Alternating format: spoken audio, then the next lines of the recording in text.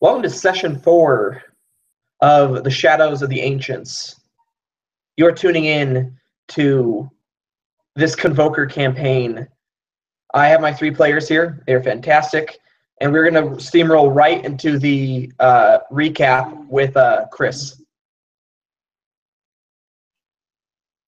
This Chris, not the other Chris. So, last time in Session 3, the Quiet Keeps.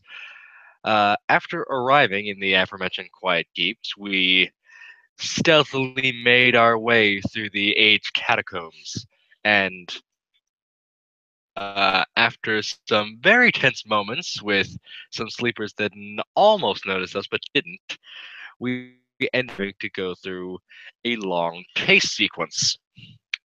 That I don't know. And after a very noble sacrifice, so to speak, from our resident cleric, who basically kept a sleeper horde at bay, we managed to collapse the bridge behind us and safety. Taking Emran and Athar with us, having no casualties among the group.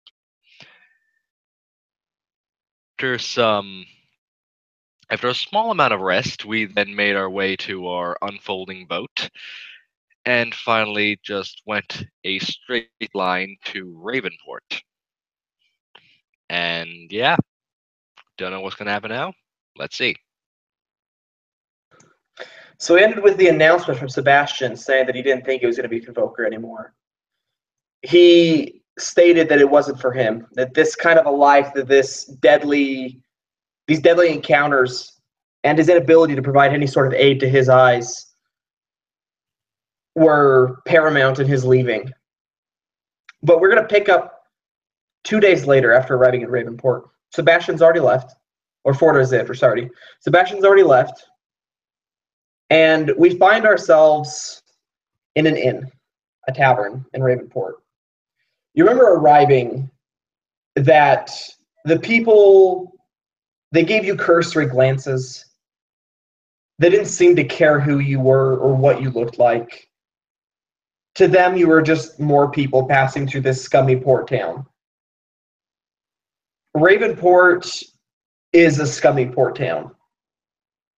When you arrived at the docks, the dockmaster who allowed you to bring your ship up on dock with you and leave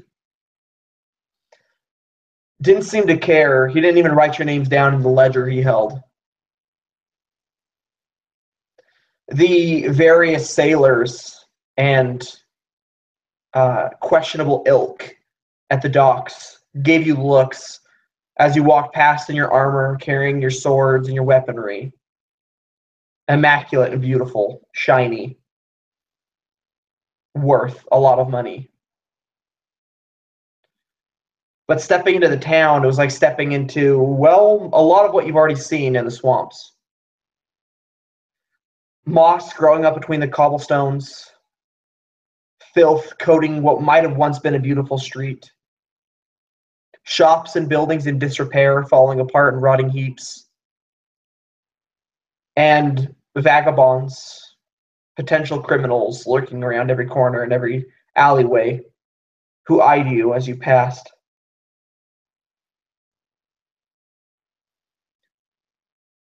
But we look now at one in particular. The wood that it's made of is black.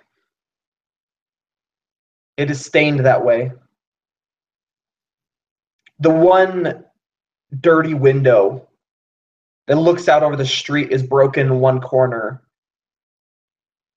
And occasionally, if you were to watch close enough, a bug, perhaps a whiff of smoke, would leave or enter the building. The smell is terrible.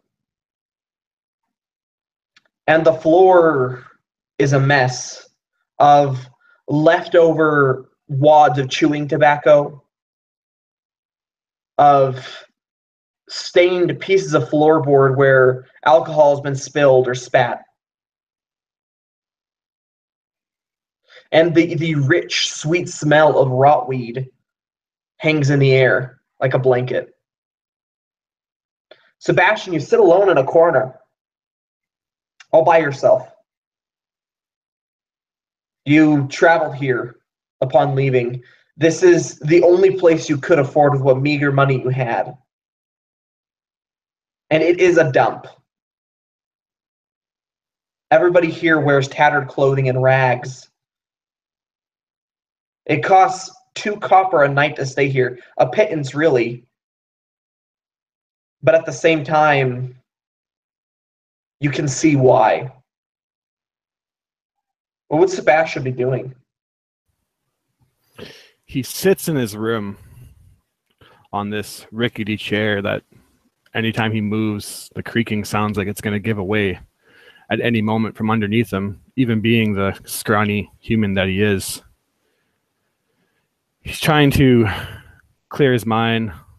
2 days has passed, but he can't help but think of the events that transpired in the Quiet Keeps.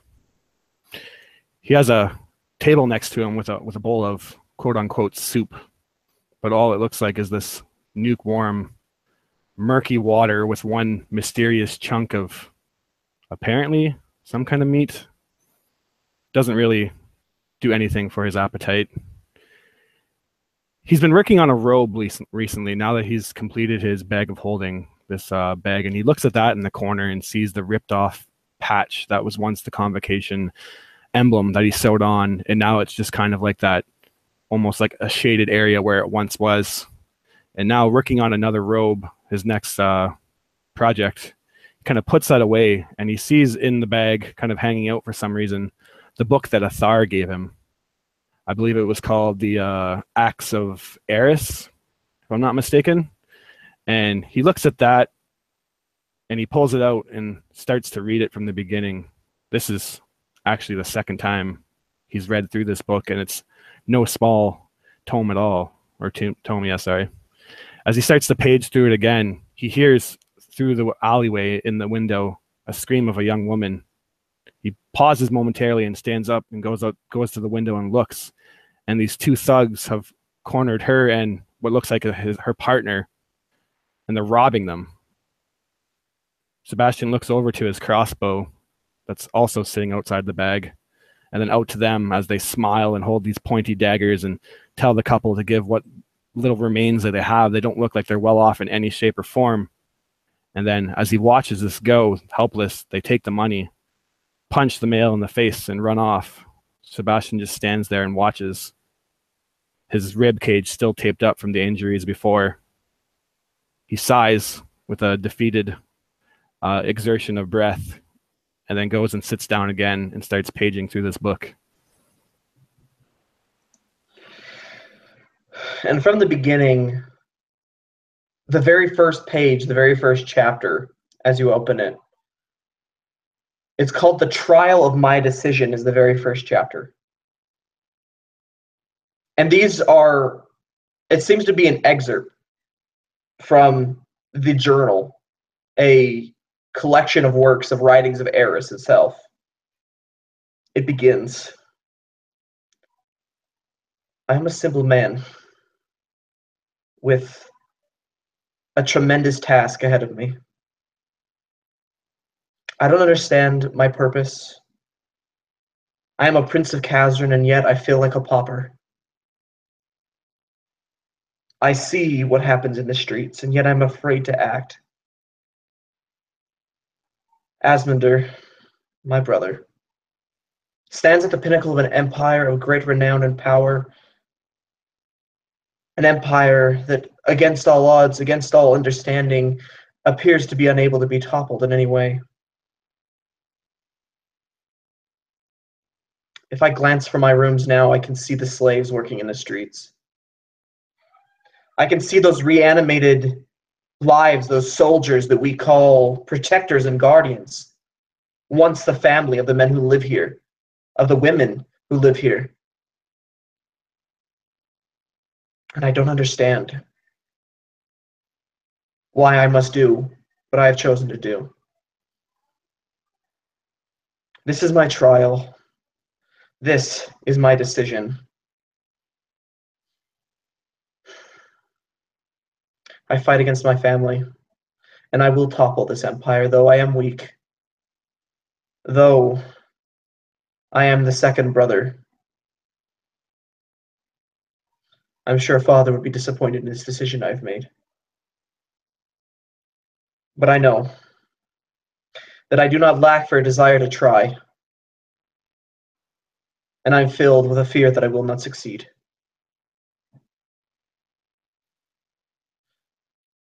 And that is where the foreword ends. The words then continue on, detailing the decision, the actions that Eris made in the beginning. Before he gained his names, Eris the Reclaimer to some, and Eris of Ruin to others. To you, he's Eris, the first Grand Warden of the Convocation, the first man to band together people under a banner to fight against evil. He was the first, and perhaps the last, to ever fight against Kazran. And it says here that he was a normal man. Sebastian, you hear shouting down in the alley beneath you again. Shouts of anger. You hear that man yelling, "Give that back, that's all we have." And footsteps as he seems to be walking towards the people with the knives.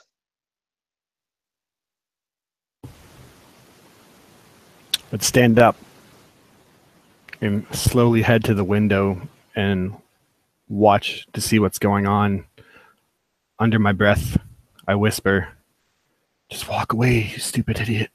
Just walk away." Not to him, but to myself. And as you reach the window and you look down the alleyway, you see those two muggers. These men, they have, one of them is very, kind of very unkempt beard and hair that hangs loose over his eyes, older man. The other is younger. He seems to have shaved his head, and you can see very clearly tattooed on his forehead what appears to be some sort of a brand or a glyph. They both turn and look at him, sneering at this man. His partner grabs his hand, trying to stop him. Dane, it isn't worth it. Just let them have it, please. And he looks at her. "We can't survive without that money." And he looks back at them. "Give it back, now." And the two start to laugh. You see his face redden in embarrassment, shame. And he pulls his hand free and starts walking towards them. "Give that back or I'll alert the city. Go." And he doesn't even get a finish, as one of them steps forward and rams his dagger into his gut. Pulling it free, you see life pour from his body like a waterfall. It drips over his shirt. As you look at him, you know this man maybe has a few minutes left to live. And he stumbles to the ground, coughing, blood flecking his lips and his shirt. And his partner runs up next to him, this woman, dirty and grungy like all of them, kneeling over him, crying.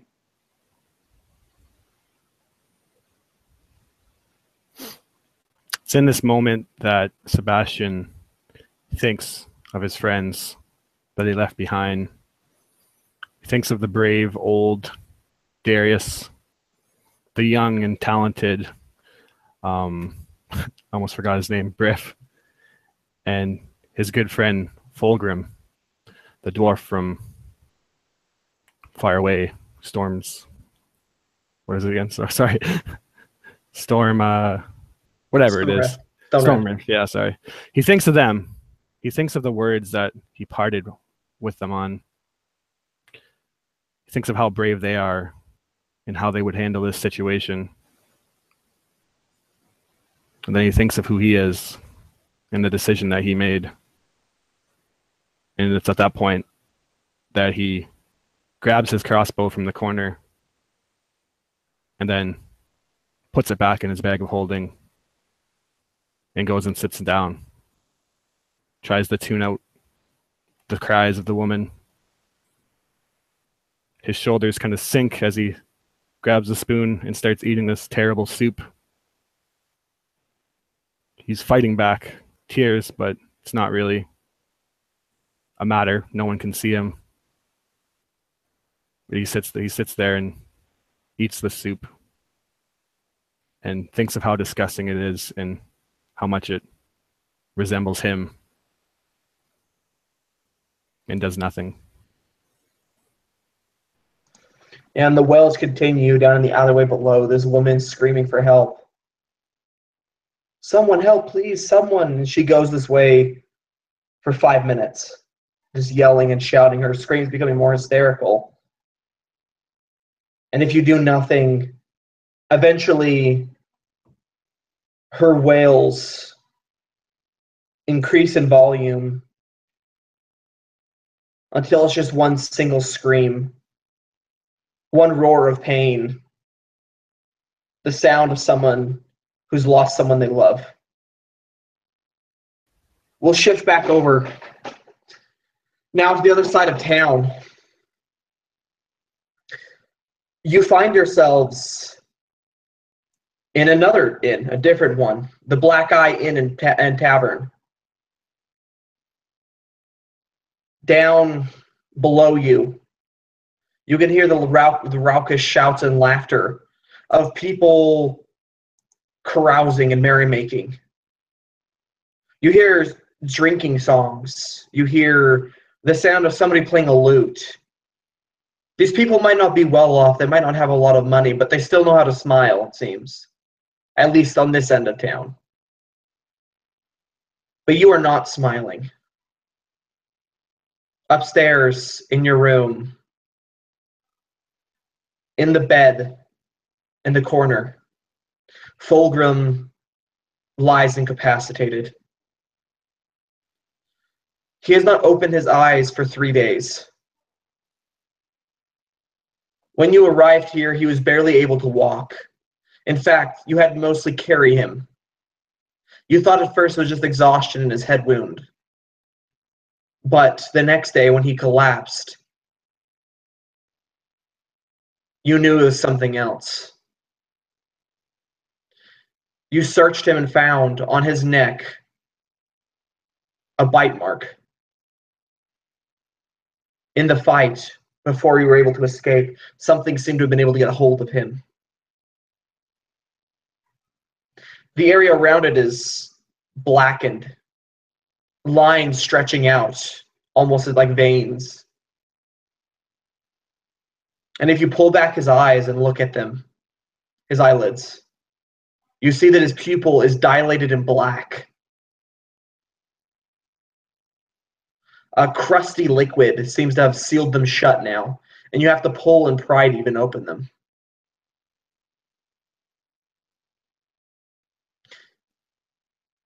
His breathing grows more shallow by the day, and it is difficult to get him to eat anything.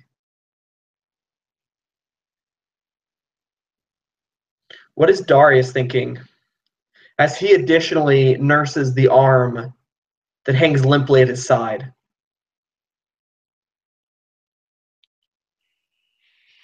I think Darius would, at any given opportunity, he would be sort of sharpening his sword, just going along the blade, sort of keeping it pinned between his legs and just kind of going across the blade. He can't really use his left arm, just robot voice. Okay. He would be sharpening the blade and really. Continue. Go ahead. Keep going. But just finish your segment and then try.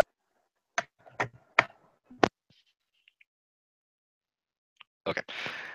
And as he does so, he would be thinking, Fulgrim just laying in the bed, just practically comatose. He would think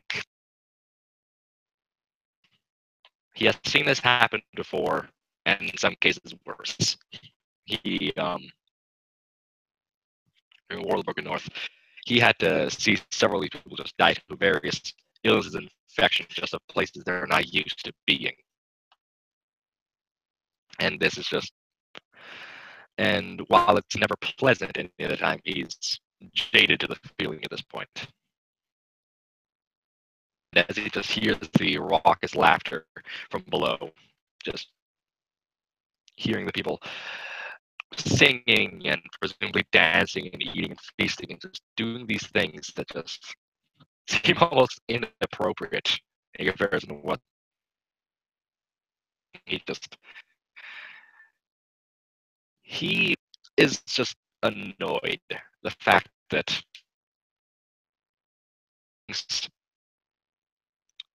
seemingly the world below never notices what happens to them. Seemingly doesn't care. You would look over to Emran and Ithar, and you would just, and a distinct lack of Sebastian.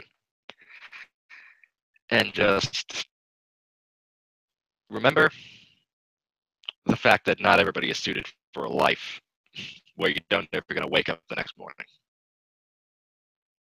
He thinks he isn't either, but he has nothing else. He keeps polishing his sword.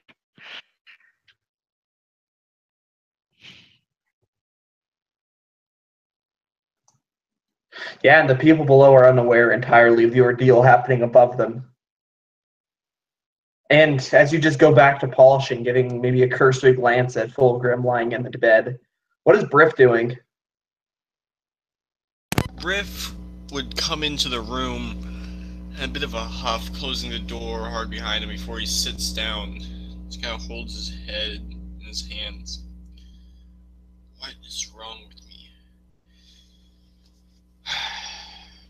Dang it, Fulgrim. Always taking out the fun. Just kind of joking in a very poor taste as he's trying to make sense of what's going on and figure out what to do. Can't go anywhere without him feeling better. But he's no healer. He has few skills that would really be of any help to them here.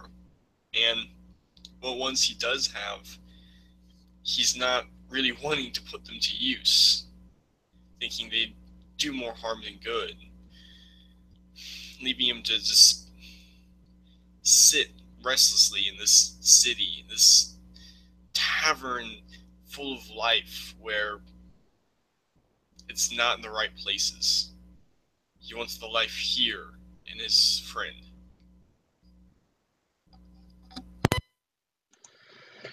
Yeah, and as you sit down, you shake your head and let out that audible sigh.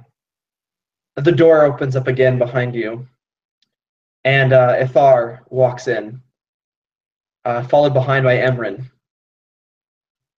Emran quickly goes over and kneels next to Fulgrim, checking his temperature, checking his pulse, checking his breathing. Very rudimentary things. He's no healer either, but he's doing what he can. He'd pull out a bit of rot weed and kind of stuff it in the corner of Fulgrim's lips in his mouth to try and maybe alleviate some of the pain before walking back over to the other bed in the room and sitting down on it and burying his head in his hands. Ithar would set a platter on the table with four plates of food. Very simple. I mean, rice, chicken, and like a slice of bread. Just eat up. You need your strength. We need to conserve what we have before we leave, or before we can leave. She would look at the two of you and then look back down at her hands and just shake her head. And she looked back at you again. I thought, I would have thought that he'd be back by now. Sebastian, that is. I assume, I guess that means that he's actually leaving.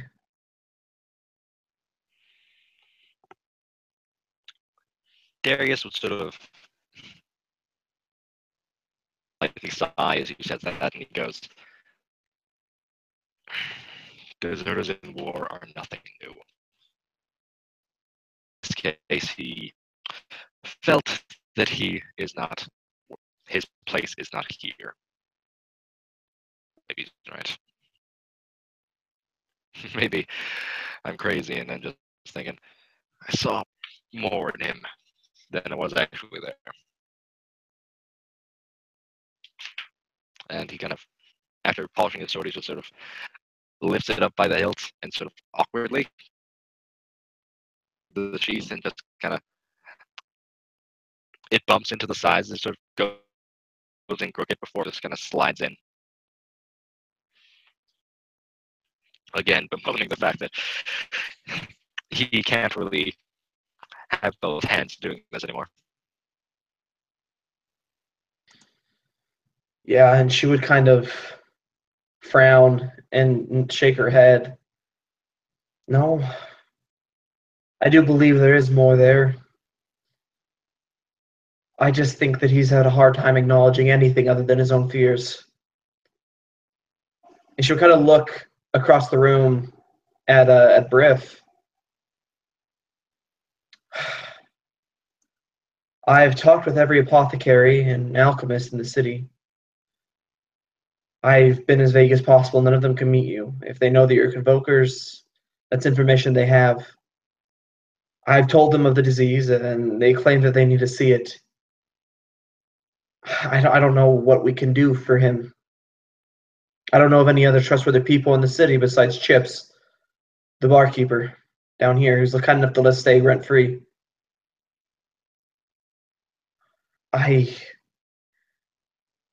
We need someone who we can trust.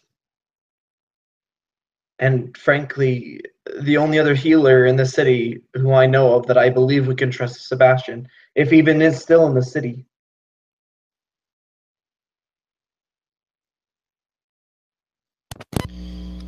I know. We need him, but he knows how bad we are. Sure, he sees it. I don't want to admit it, but if he's really as bad as I always joked he was, then we're better off without him. But I hope I was wrong. It's his choice now. If he wants to sit around making handbags, thinking of what could have been, he could have made, then that's his choice. But he'll be the one to make it.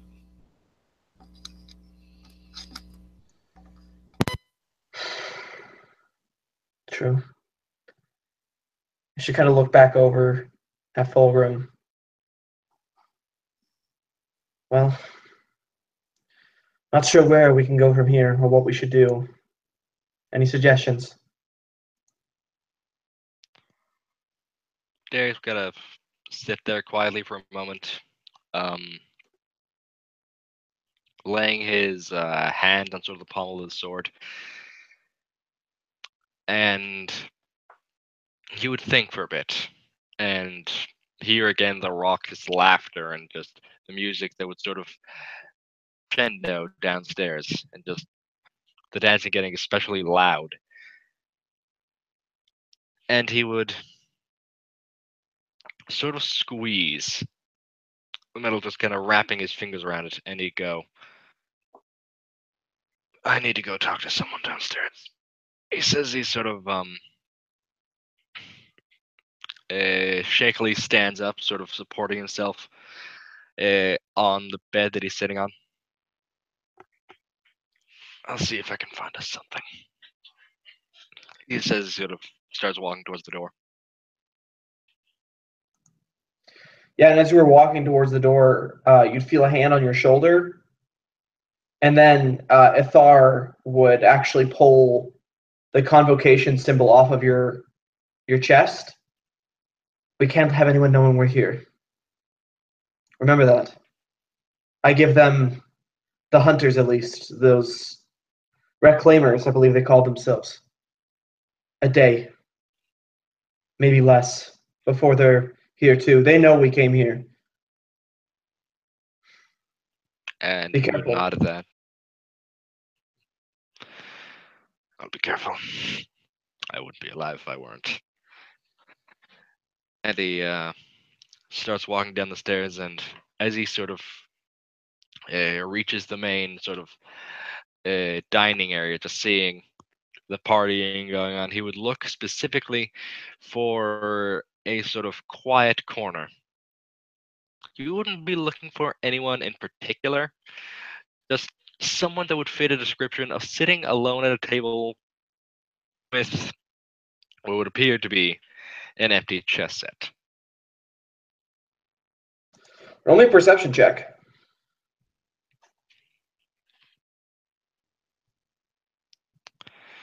Natural 17 plus slow internet, sorry. Okay, and that would be a modified 20. Yeah, perfect. So as you step down into the inn, you kind of start scanning the crowd. There are a couple people playing games. I mean, you see cards, you see dice, and then you stop on one figure who isn't sitting alone. They're playing chess with somebody else, but they are like far outscaling them, like destroying them in this game of chess.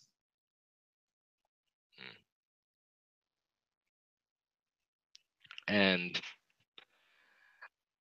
he would just sort of chuckle knowingly to self and just find some chair nearby, just kind of sitting and observing. Try to, and this young man that's sort of playing the guy on the table, you would see they're just making just rookie mistakes, probably mistaking what certain pieces do and just into certain traps that were laid in the beginning of the game, and just getting trounced over and over, just pieces going almost as fast as they're being moved.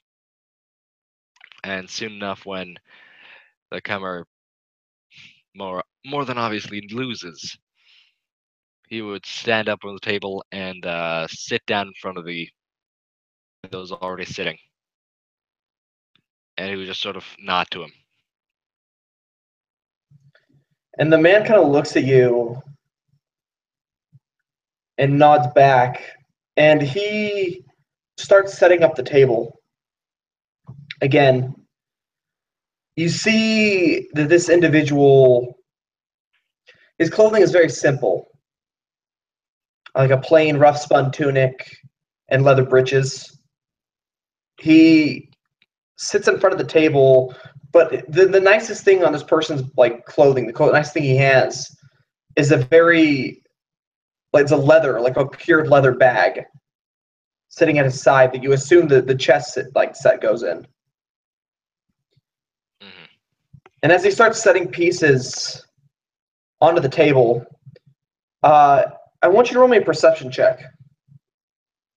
All right. Natural 19 this time, so 22. You see gleaming in the bag another set of chess pieces. One of a pure black marble, and the other of some sort of a opaque white material. And as you see this and see the sort of more standard, perhaps wooden set that he's setting up now, he would sort of raise a hand and stop him sort of as he's halfway done toward the bag. I think it'd be more fitting if we played with that one. And the man would look at you, looking for, he kind of scans your face. And then he slowly nods and picks up the simple wooden pieces and puts them away and pulls out the black marble ones and sets them up one by one from left to right. And then he pulls out the other pieces. And you see they're in kind of like a glass box of sorts. And as he pulls them out and opens the lid, like a cold mist pours out. And you see that these chess pieces are made of ever ice, a very rare material found only in shale. And as he pulls them out and starts setting them down, you see that the pieces are different. They're stylized in the form of old Kazran pieces, with the rooks being dragons, the pawns being skeletons, etc. And as he sets up the board and looks at you, he says, "White goes first." And he would nod, and he would put forth the pawn in front of the what would be the king. I imagine would be the old immortal emperor that it's been perhaps centuries or even millennia since they were toppled, but the visage is still slightly accurate. And he would basically just not be playing to win, but he's playing in a manner that he's playing in a manner as if he knows what pattern he's going to try and sort of fit, I would say. Okay. Yeah, and as you move your piece, he mirrors you on the opposite side. And I imagine you go back and forth like this for about 15 turns, moving the exact same way each time, until your kings are right across each other in the middle of the table. And then you see on the board, and I'm going to pass this to you, what glyph do the pieces form on the board?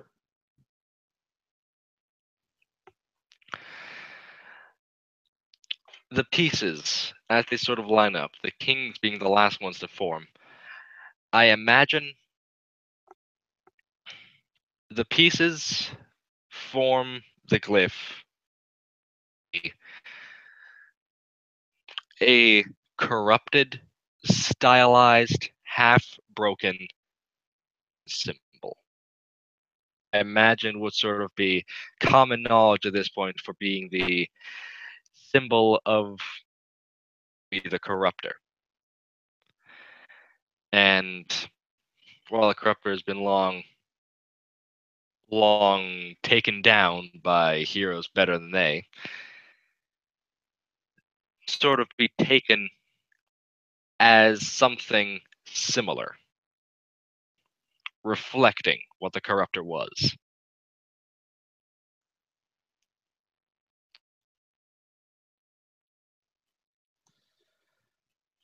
And the man would kind of look down at it and just slowly start to nod. And he reaches down and takes both of the kings off the board. And as he does so, the glyph changes, actually. That one small changes the glyph from corruption to purity. He then begins to collect the piece with nobody having won. And without saying a word, he slides it all into his bag, stands up, and starts walking to a place behind the bar.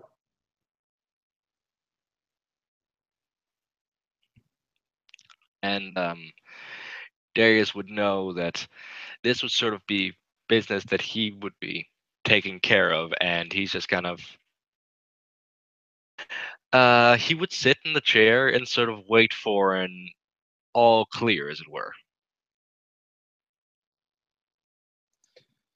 Yeah, and when the barkeeper walks up and sets a tankard in front of you. He says a very specific set of words. He says, "Ale in the house, courtesy of your friend." But it's not ale in the tankard, it's water.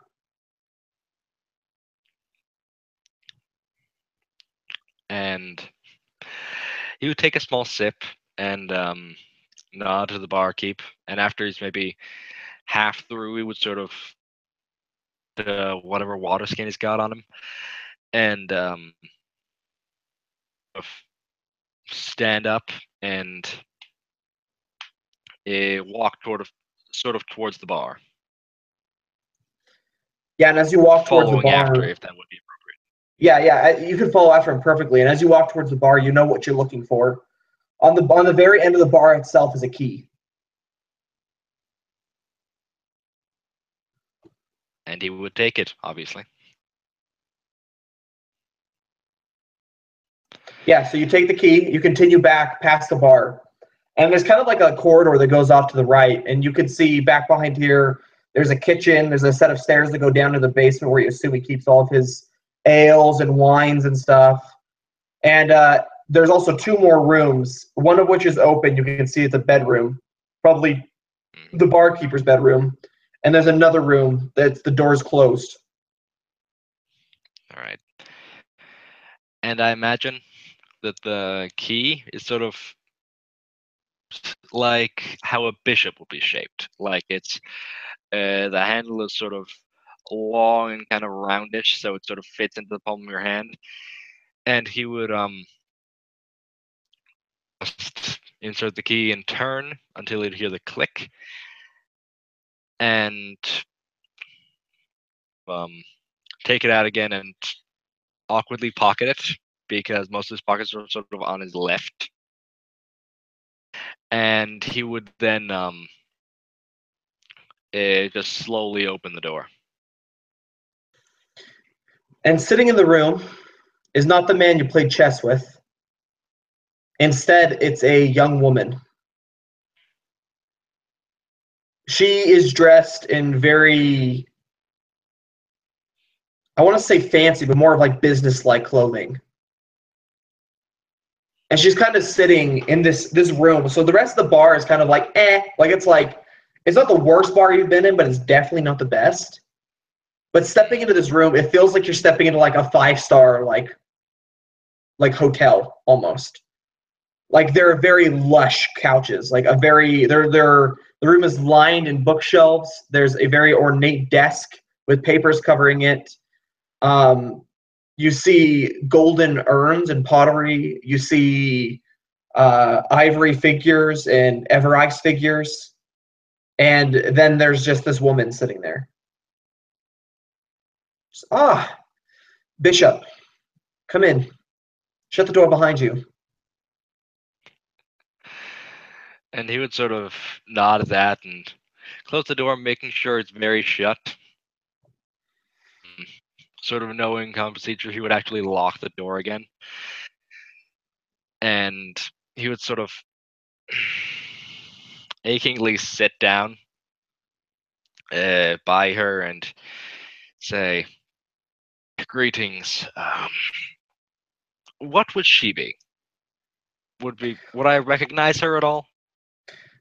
So you can tell that just by the clothing she's wearing, and you actually see a ring on her finger, and it looks like a castle top. You know that she's a rook. And I would say that, "Greetings, rook."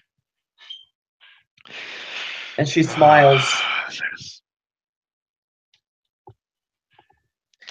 Well, so much to tell you about. Tell on then. I'm sure that the Black King and the White Queen would be interested to hear as to what your latest report is. I must admit that our informant in Dacta was quite surprised when you didn't make an appearance the other evening, but I suppose it's to be expected with a raid upon Glasspool. Indeed. And our party, or our traveling group, is down by 2 number. And I'm sure I've mentioned it before in a previous report. He's defected more or less. He doesn't feel he belongs.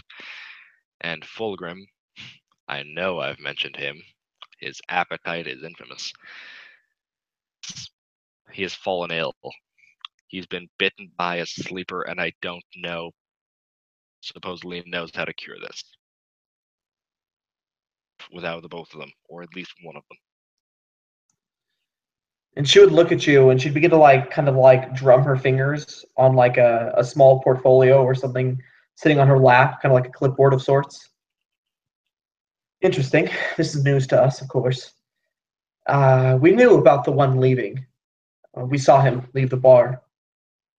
As for his whereabouts, he has not left the city, if that is of any aid to you, but Darius, excuse me, Bishop, I believe we made it quite clear the last time you brought information to us.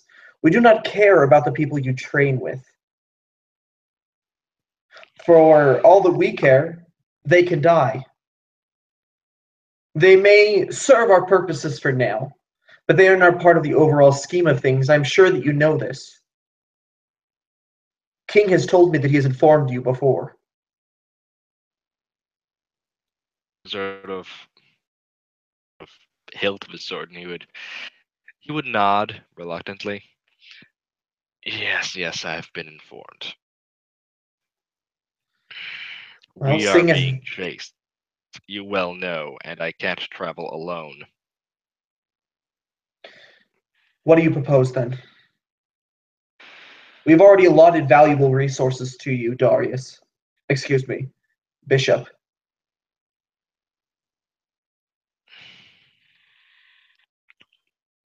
He would just sort of sit there in silence for a brief moment, kind of proceed before he speaks. I do not know the cure to a sleeper bite of that magnitude.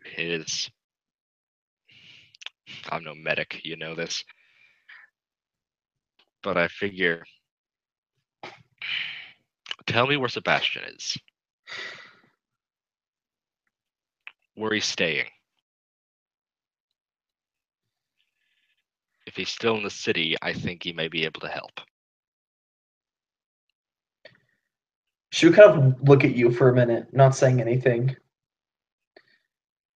We will give you this information. But as you know, Darius, everything that you ask is a favor, for that is the way of ashen virtue. It may be pure, but it falls apart easily. Now, would you consign yourself to this favor if we give you one of ours? That is the way of things. Yes, I would consign to this favor. She smiles. Very well. You know the procedure then. And she stands up and walks over and picks up a scroll and walks back and sets a small knife on the table. Just a prick of the thumb should do. And he would indicate to his left arm, which hangs limply, and he would just sort of indicate that it won't move. So that'll be a tad hard, but he sort of takes the dagger and sort of pricks the limp finger, just sort of keeping it still as best he can against the wall. Yeah. And you succeed. I mean, it's not that hard to cut your finger. This knife is razor sharp. And as you smear the blood from your thumb on this little, almost like a box on the bottom corner of the scroll, you see that part of the scroll turns dark red, and the scroll rolls itself up and seals itself with a wax stamp. Very good, Darius. This will serve well. And she stands up and walks and puts it back on the desk and comes and sits down next to you. Now, as for the whereabouts of your friend, and he is your friend, don't serve to deny it like you tried to in the beginning. He's on the opposite end of town, the southern end, an inn called the Black Nest. You can find him there, second floor, third room on the left in the hallway. Now, remember, Bishop, that this sealing is binding. When we ask you for the favor, you may not say no, but it will be in equal proportion to this, which we have done for you. We have saved a life by giving you the whereabouts of Sebastian. We have answered and given you information. And additionally, we have given you guidance and have pointed you in a direction that will serve you best. You must comply with one of these when we ask for our favor. Do you understand this?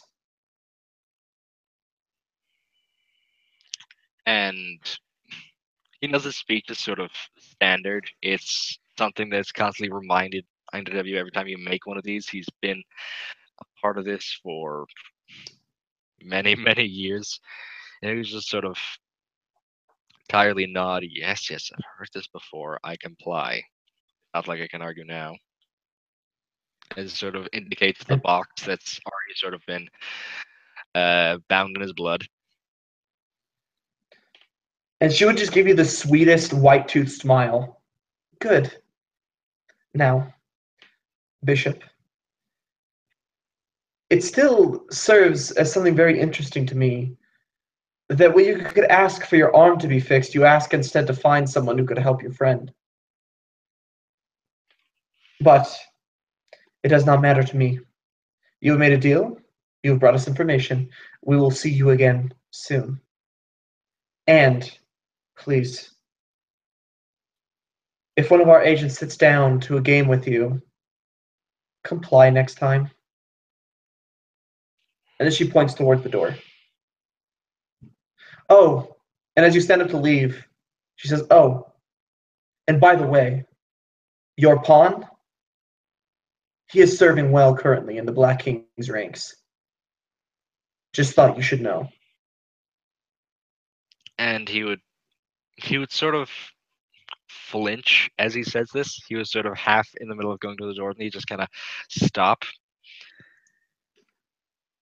He just kind of started walking again. Yeah, and you open the door, and you step out, and shut it behind you, and you feel the key change in your pocket. And if you were to look down at it, if you were to pull it out of your pocket, it looks like a normal key now. And he would observe it for a bit before just keeping it there. More than likely it'll change later. And he remembers her words as he goes back upstairs about him deciding to not fix his arm, as inconvenient as it is.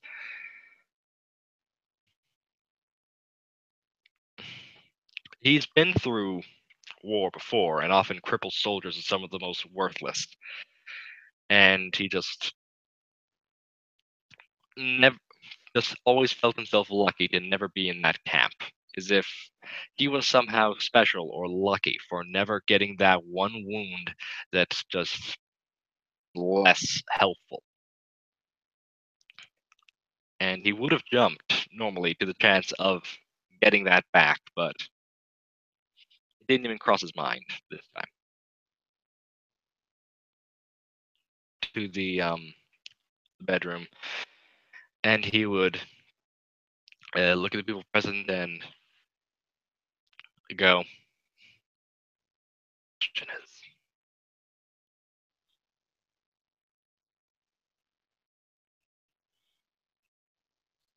just sort of stating it as he sits down.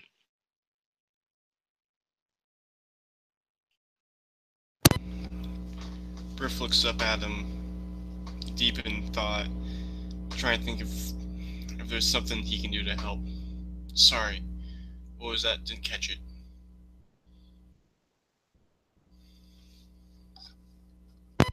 I know where Sebastian is, and I have on good authority to say that he more than likely can help, as he sort of indicates his head to Fulgrim, who sort of fed and being given water by Emran. It's not going well. Getting him to of reflex to swallow and sort of chew the food is proving difficult with dwarvish bones.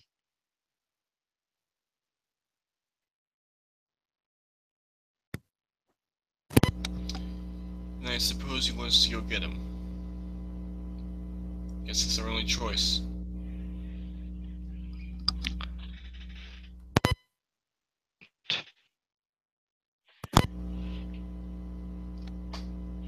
I know.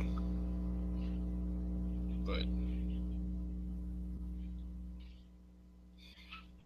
he chose to leave. I just want to make sure it's his choice. Doesn't matter if it's wrong or right. We all make bad decisions. I just want to make sure it's his choice to come back.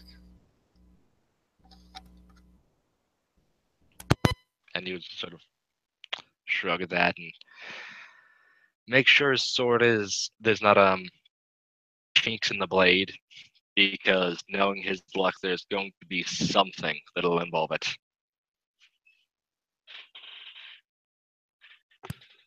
Seeing him check this, Griffith just kind of looked down at his belt, make sure his swords are there and secure. You know, they were just as before when you exited the keep and entered the town and so on. They're always there, ready for any surprise, but he checks them nonetheless.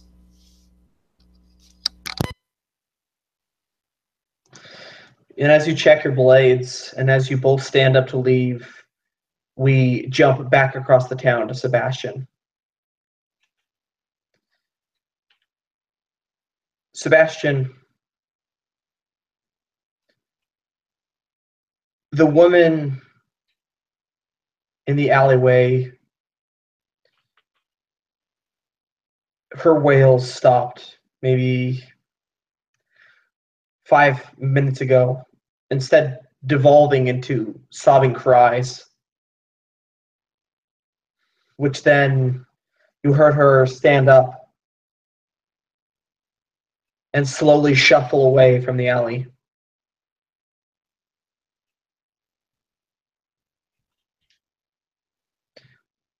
What are you doing? Sits and stares at his soup, and I imagine 5 minutes turns into an hour, and then an hour turns into several, and the night kind of carries on into its fullness, and then dawn comes around, and you just see Sebastian uncomfortable in his room. It's no surprise that he is. The bed has springs sticking up. It smells of rot. He has one thin blanket as a sheet that's stained in something, probably blood. But he storms around the room, just like he can't figure out what to do. And throughout the night, you just see him drawn back to this book. And he keeps on reading it. And the more that he reads it, the more that he gets through the book, the more frustrated he seems to be getting. He doesn't sleep at all that night.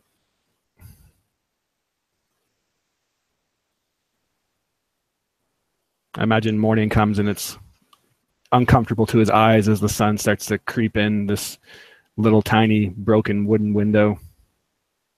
He's read through the book again for the second time now. And he closes it with frustration. There's a loud sound of the book snapping shut. He just shakes his head. I don't get it.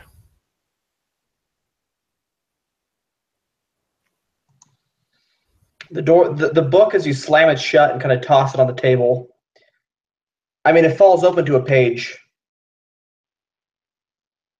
And it's like maybe 5 or 6 pages from the end of the book. And it's called The Founding and the Death of Eris. It starts off, the convocation is meant to be more. People will see it as a shield of protection, but truly it is a focus and a guide for honor.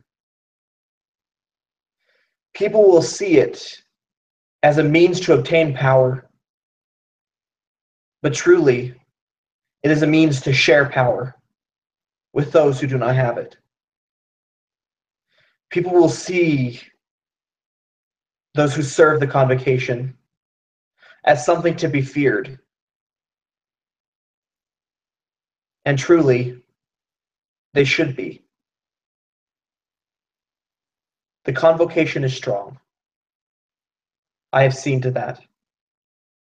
I have built them with my hands and strengthened them with my spirit. If there's one thing in my life I can truly say I have done well, it is this. I have seen the good the convocation can do. But I know that the obstacle I face is something I must face alone. If I had known that my brother Asmundr would turn to these magics, that he would free the dragons from the bleak, I would have killed him that first day on the battlefield. But my hand was weak. Forget what you fear and choose to be more. Choose to be your hero. I go now to face the dragon Azelarosh. I do not think I will return, but I will take it with me. I know that this is the way I choose to die. For death comes to all, but it is up to all to choose how they die and how they live. These are my words, these are my tales. Ponder them and study them as you will. And never remember that you are who you choose to be. And that's where his excerpt ends. And then it goes on to detail the fight between Azelarosh, the dragon, and the red dragon, by the way, and Eris, the supreme commander of the mortal legions, Eris the ruin, Eris the reclaimer, Eris the commander of the convocation, and his death.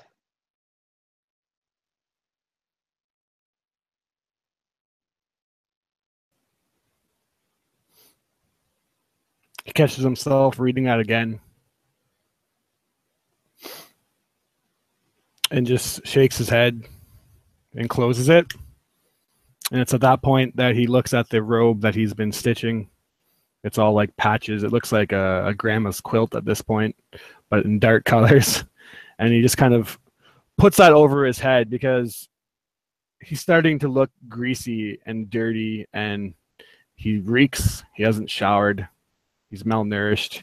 He's starting to look a lot like the people that he's surrounding himself with in this around this black nest inn. So he just covers his head with the robe that is half stitched together still and heads out into the streets. As you step out into the streets, you are surrounded by refuse and detritus, by people wallowing in their own filth, wallowing in their own degradation and inability to change.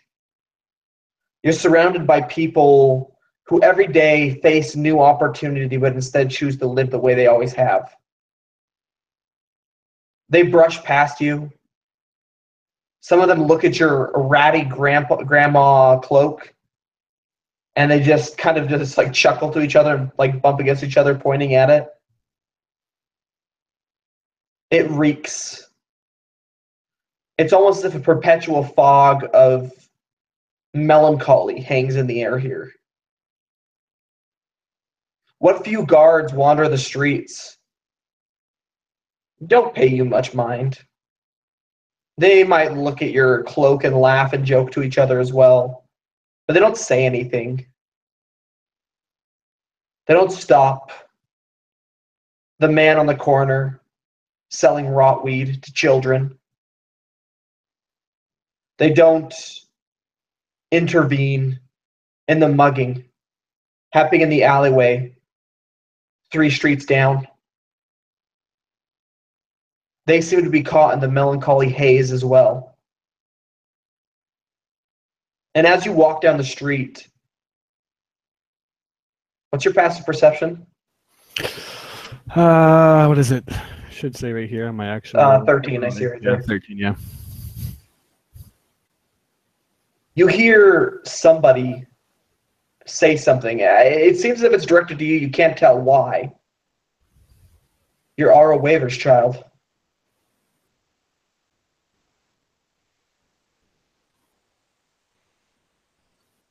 Turns his head to see who said that.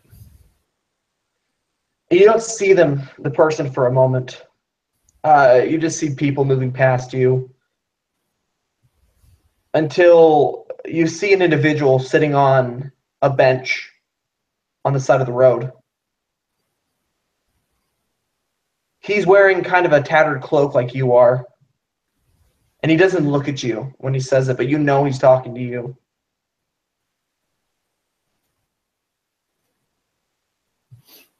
What did you say to me? You are a Waver's child.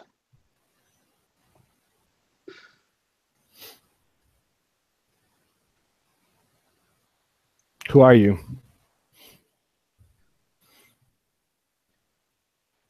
If you wish to know, why don't you come find out?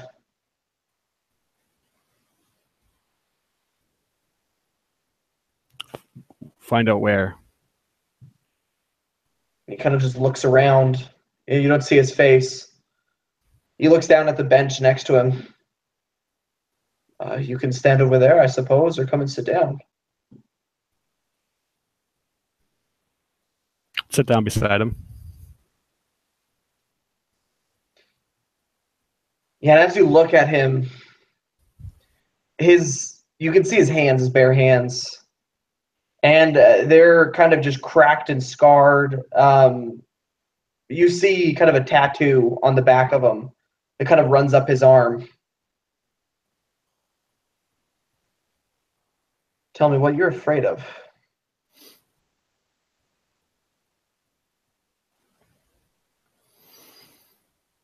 I think the list would be shorter if I told you what I wasn't afraid of. It seems like these days.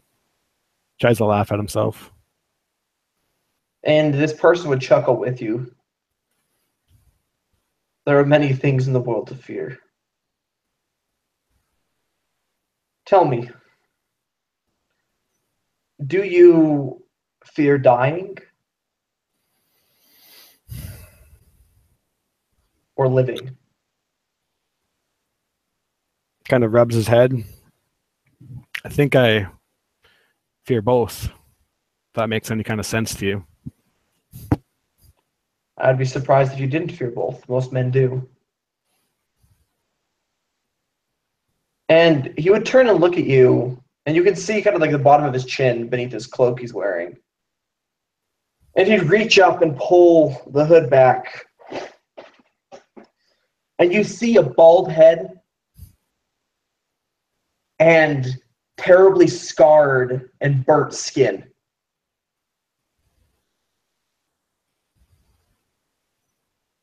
His elven ears point back towards the back of his head, high on his brow. And his eyes are not seeing. They appear to have been melted shut from some flame, from some horrible flame. And he looks at you and says, "You choose how you live, child. No one else defines that but you." And that is where we'll take a quick 10-minute break. Everybody go and get a drink, go to the bathroom, do what you need to do. We'll meet back here in 10 minutes. Sounds good. Goddamn. Nice. It's getting real. Shit has gotten real. We have now met the first mini boss. Someone get a really long stick. Doesn't mean sharp. You poke him with it. Just World of Warcraft style, heal every single time the boss uses a freaking ranged attack. Leroy Jenkins.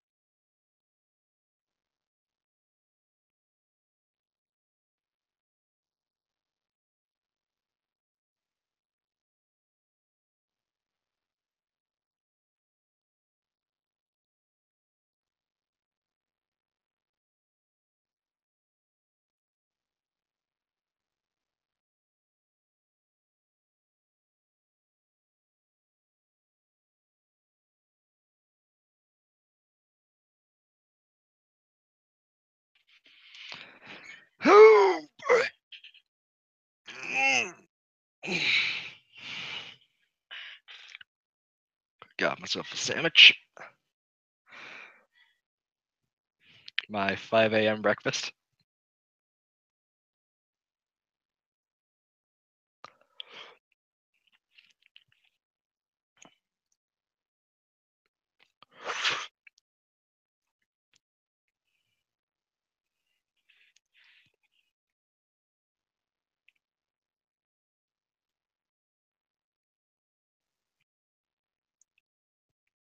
Oh, hey, Luffy. I didn't know you joined the freaking chat.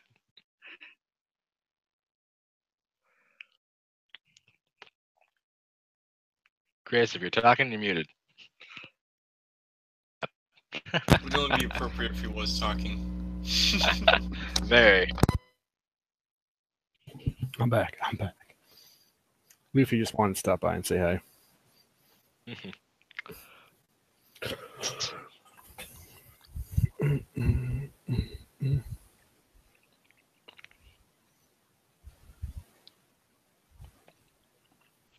I like crap my pants halfway through that because I realized who it was after the description. Just like, oh shit.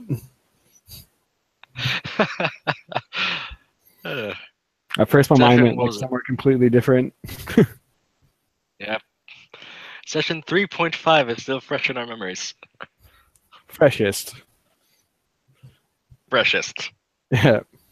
That was still like, what, 2 weeks ago? 3 weeks ago? 4 weeks ago? Yeah, somewhat. It's still too long. Yeah. I would prefer if this were more frequent, but it's worth the wait. It is good. It is good. It's going to be awkward if Sebastian doesn't make it back in the party. I'll just sit here in silence in the session. Roll up a new character. Worse, and Briff decides to put him out of his misery. Yep. Dooku style. Do it. Do it. Yeah, okay. Since you put it that way. So I'm taking your character sheet, or can you roll up a new one? Sebastian. We still say roll up a new character, even though technically you don't roll for stats in this game? I think this is kind of part of the terminology. Yeah.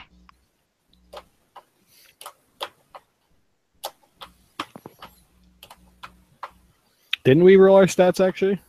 Isn't that Actually, right? we did. Actually, wait, we yes, have a we did. weird We had the group array. Yeah. So we half rolled our characters. I hope somebody has that written down in case we need to create more people. I think I do somewhere. Let me see my notes. Nah, I deleted it. I can reverse engineer my stats to like get the thing up. That's true. And the stat increases for my character.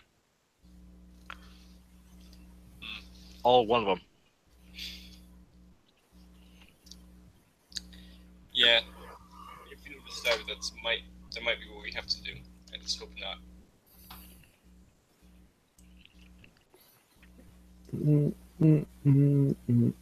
No, I'm just gonna hang out as a ghost. The ghost of Sebastian. Friggin' Force Ghost giving us very vague advice when you need to. Yeah. Very big advice in the worst possible time. Yeah. Worst possible time being What I said was after true. you needed it. You're captured by the reclaimers. Sebastian's ghost comes by and says, "You shouldn't have got captured."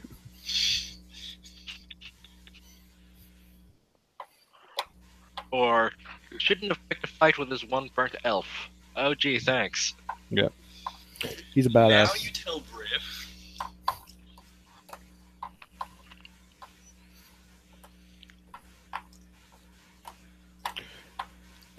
Do.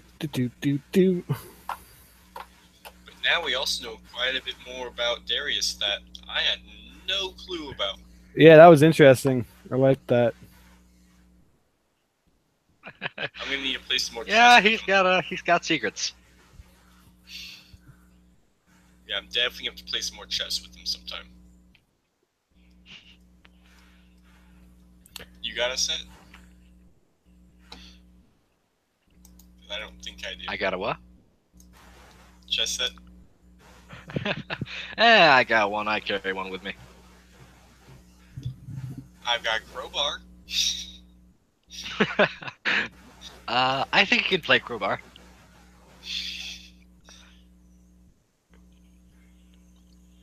Let's see what else do I have. Not much else. I wish I know how to play chess, but that's about it.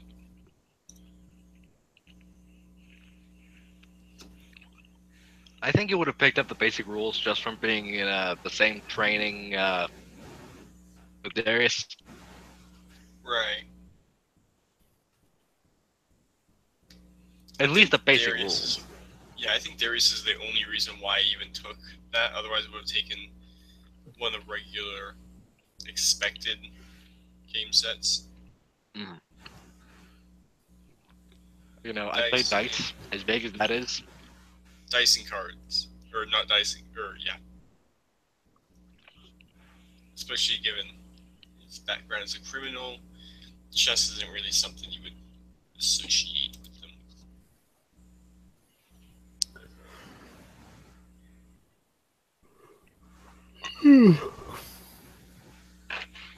You know what I like on my sandwiches? Cheese, meat, and more cheese. That's all you need. All you need, man. Well, don't forget about the meat. I said cheese, meat, and then meat. No, wait, no, and then more cheese. And more of everything. Yep, more bread too. While you're at it. Just make a friggin' Big Mac out of it. One of those big Scooby-Doo sandwiches is like you need to put in sideways. You know what I'm talking about. Just like unhinge your jaw and just kind of slide it in there. Yeah. Serpentine-like. It's like, hold on 1 second, guys.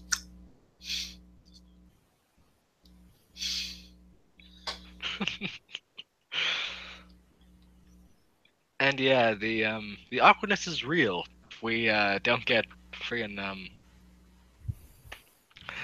Sebastian back. Well, if we can't convince him to come back.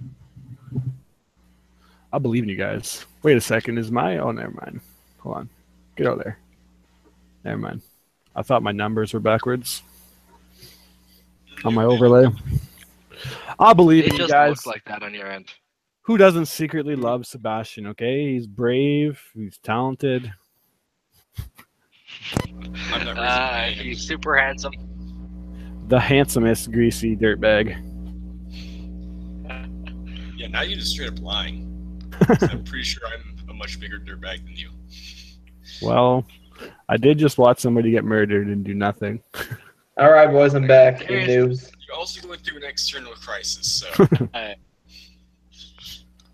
Oh yeah, that watching somebody get just rickrolled. Yep. That's my jam, yo. That's what Sebastian's all about now. Legitimately, And then meeting a great and evil person who's trying to overthrow world powers. Yeah. So just hey man, how you doing?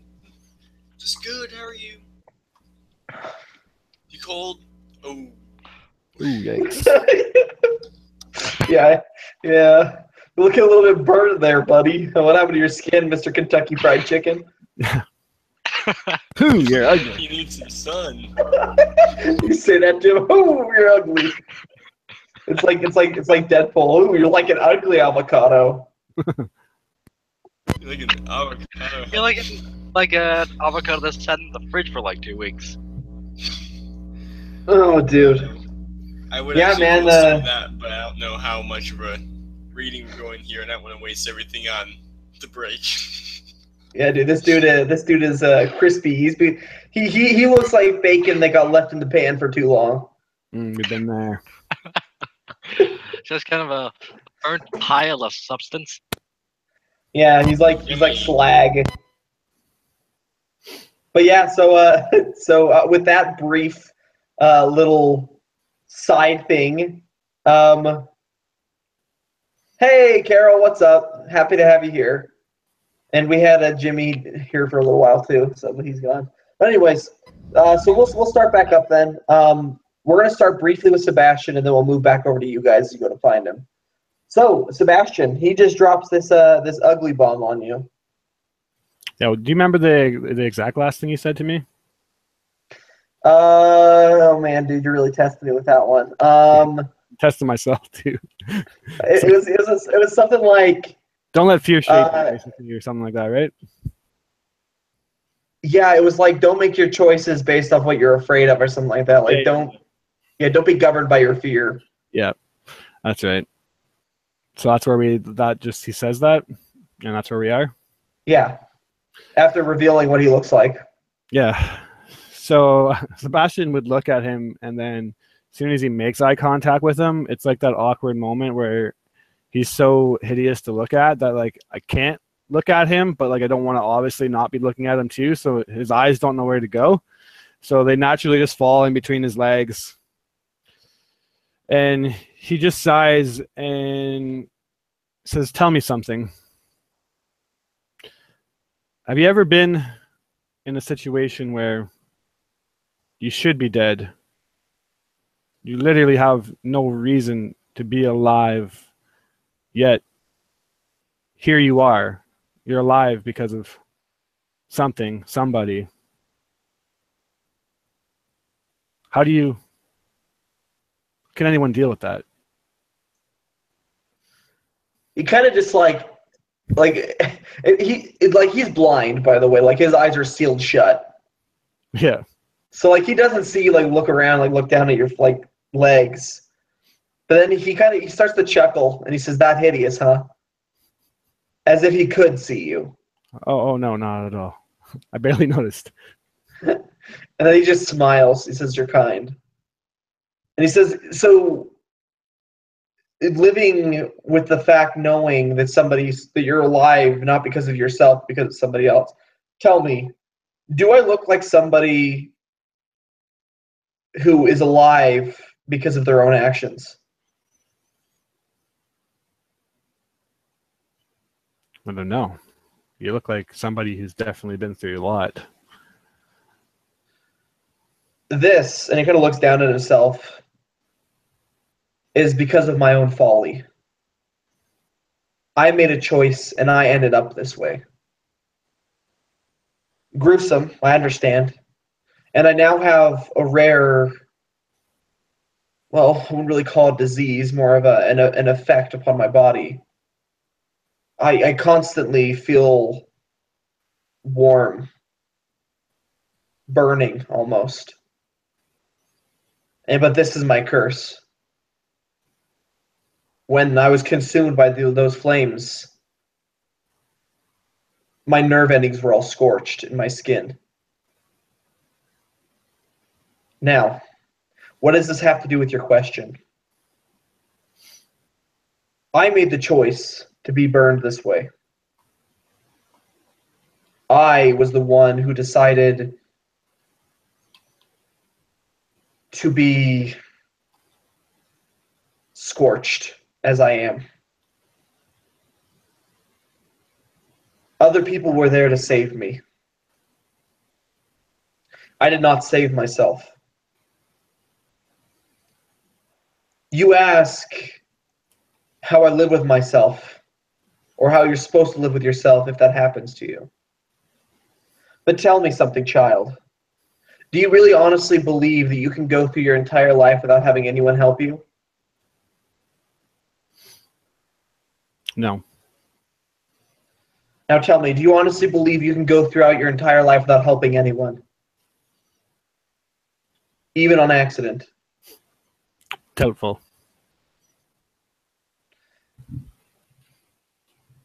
Do you believe you could live with yourself if you let somebody you cared about die?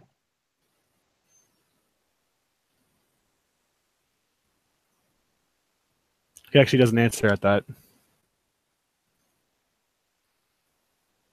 I see you are undecided on this. I promise you, when you're faced with a choice, that you'll find out for yourself the truth. Now, when I said your aura wavered, I mean Ever since this, he kind of looks down at himself, happened to me, I have been blessed with a blessing and a curse. I can't rely upon my sight anymore, as you can see. But I still see people. Just not as they are, but as they are, if that makes sense. Their hearts, their auras. Yours stands on a precipice. You look down at who you could be, but you're afraid to jump off and become that person. Behind you are all of your failures, holding you back, telling you you shouldn't. You're too scared of failing again, of becoming someone who might get others hurt or killed.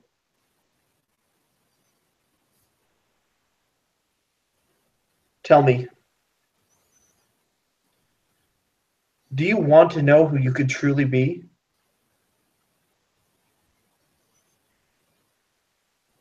Now, mind you, I know nothing about you, about who you are, about what you can do, about what your possibilities are. I just saw somebody trying to figure out who they could be while fighting with who they are.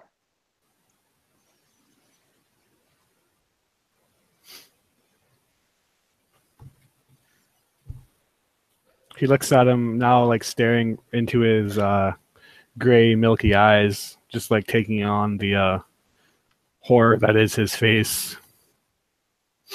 And he says, "Tell me this. It's that you said that you chose to be burned this way.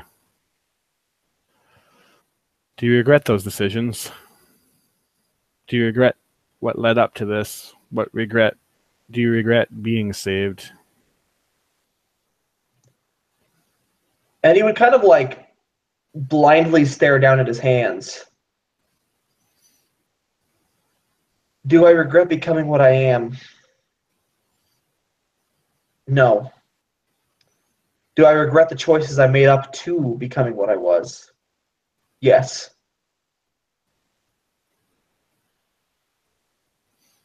Would I change things if I could? Yes. You see, I once believed that life was worthless, that there was no point in it. Heck, I killed a young man still in his prime simply for the sin of believing something different than me.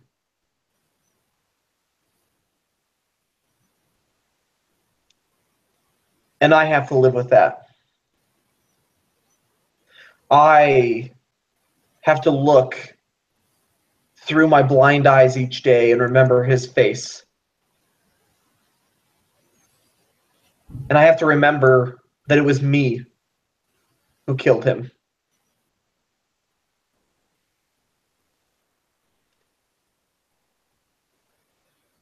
That's something I have to live with. But everybody has to live with different things.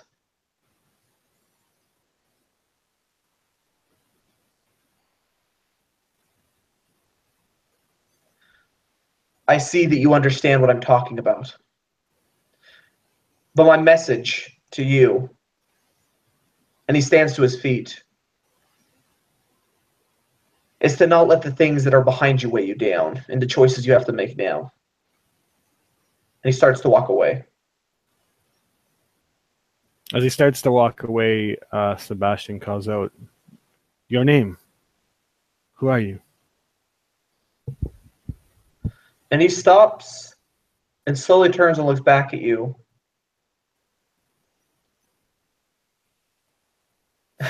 Darth Vader. And he says, "Some remember me as Lufarin. But now, I am known as the Scorched One." And he kind of just gives you this broken chaplet smile and says, "I have a feeling we will meet again soon." And then turns and puts his hood up and walks away. And with that, Sebastian thinks about his words that he said with this strange man. Reaches back in his pack and grabs out the book once more.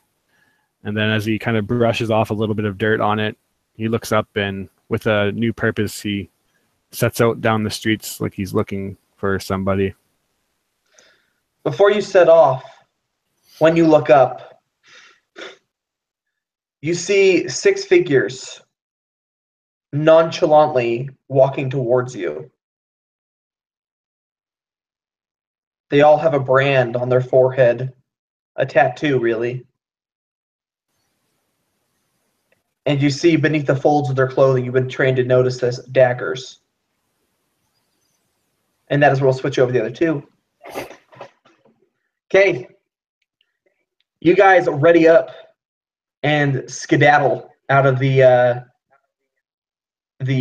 Black Eye Tavern.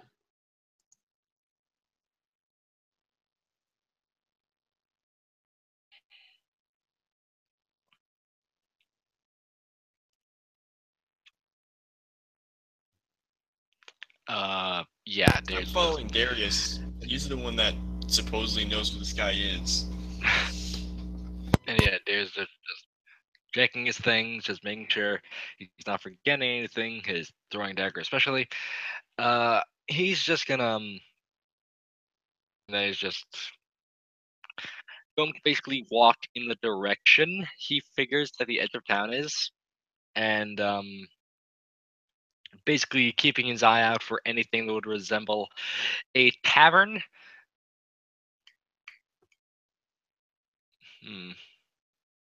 Would I know based on what I got told that it would be like this seedy thing that doesn't really look like much?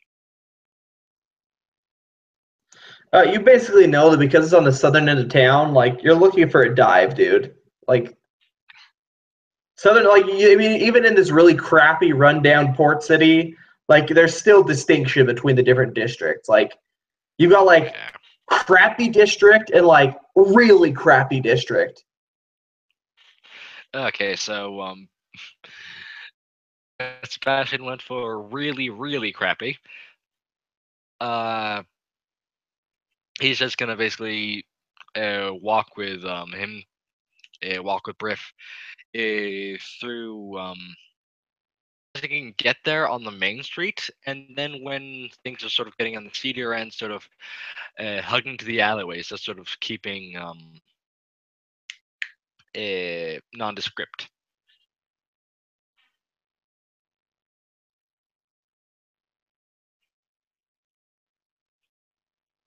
At least that's how Darius would go about it. Yeah, what's Brick doing? Griff's kind of following behind him, just doing whatever he does, not really caring as much to be as nondescript and stealthy, but following his lead, like, oh, you're hugging the walls now. Okay, so get close to the building. Going by the alleyway, but passing past it. Alright, fine. Just kind of, I'm here. I don't have anything else to do.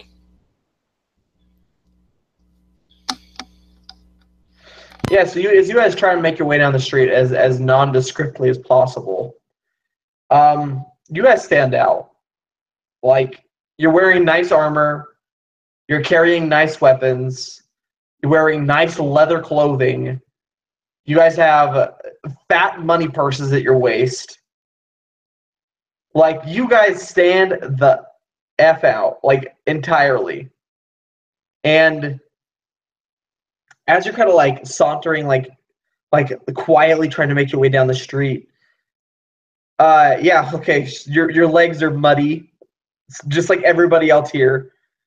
Everybody looks at you, and they, like, you can almost see, like, dragon greed in their eyes, like dwarven dragon fever or whatever. Like, they're all like, they're looking at your, like, your expensive armor and your expensive swords and your beautiful gleaming shield, and they start to, like, turn their heads at you as they walk past. continuing up the street. You guys notice this, like, quite obviously. Darius, I hope you know what we're in for. As Briff just kind of says, looking past. These people are probably desperate enough to try something. I know I could use the action, but I don't know about your Nod at that, and Hugh just settle his hand on his sword, be ready to just to display, perhaps, that he's practiced enough that it's just a casual position for him. Not in a particularly hostile, I'm going to pull this if anyone tries something, sort of, as he keeps walking, he's sort of keeping an eye out for maybe some of the bigger or more bold-looking individuals. Oh, and you see him. You see a bulky-looking half-orc kind of leaning against an alleyway wall as you walk past him. And he kind of like sizes you up. He looks at your armor, looks at your boots, looks at your sword. And you see him just like smile this jagged tooth grin at you as you walk past. Following Darius's lead, while apparently staying alive because of the cookies killing me, Briff would kind of pull his hands back, resting his arms on the hilts of his swords that are tied under his belt a bit further up than he normally would, almost like low sitting armrests. It's almost casually, while Darius is going with more disciplined, I know where my sword is, I could pull it at any moment if I wanted to. Briff is more, I don't care. I've got swords. I am very comfortable and used to having them. They're like a part of my skin. Try something. I dare you.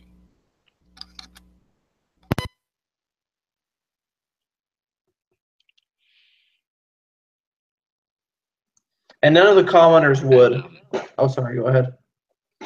I was just going to ask, if possible, would you need like a perception check or anything to see if there's anyone sort of moving along with us? See any obvious movement going on? Hey, give me perception checks to see if you spot if you're being tailed.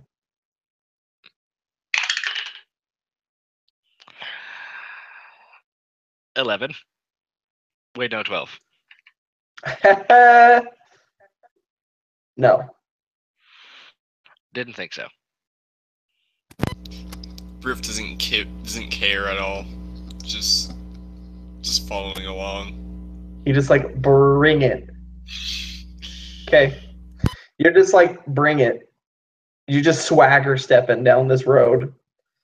And as you guys continue along, eventually it gets seedier and seedier and seedier until you see stores that have been boarded up.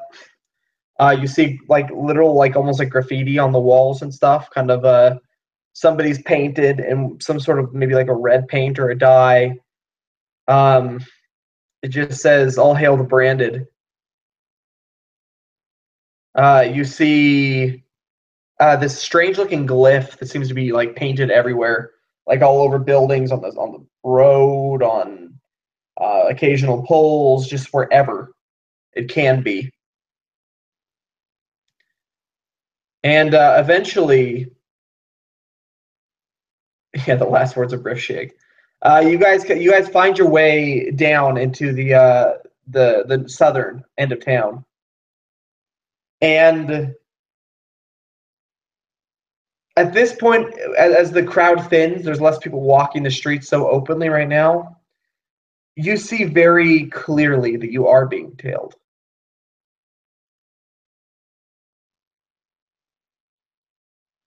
There are 3 people that you can see. They all seem to have that same strange mark on their foreheads.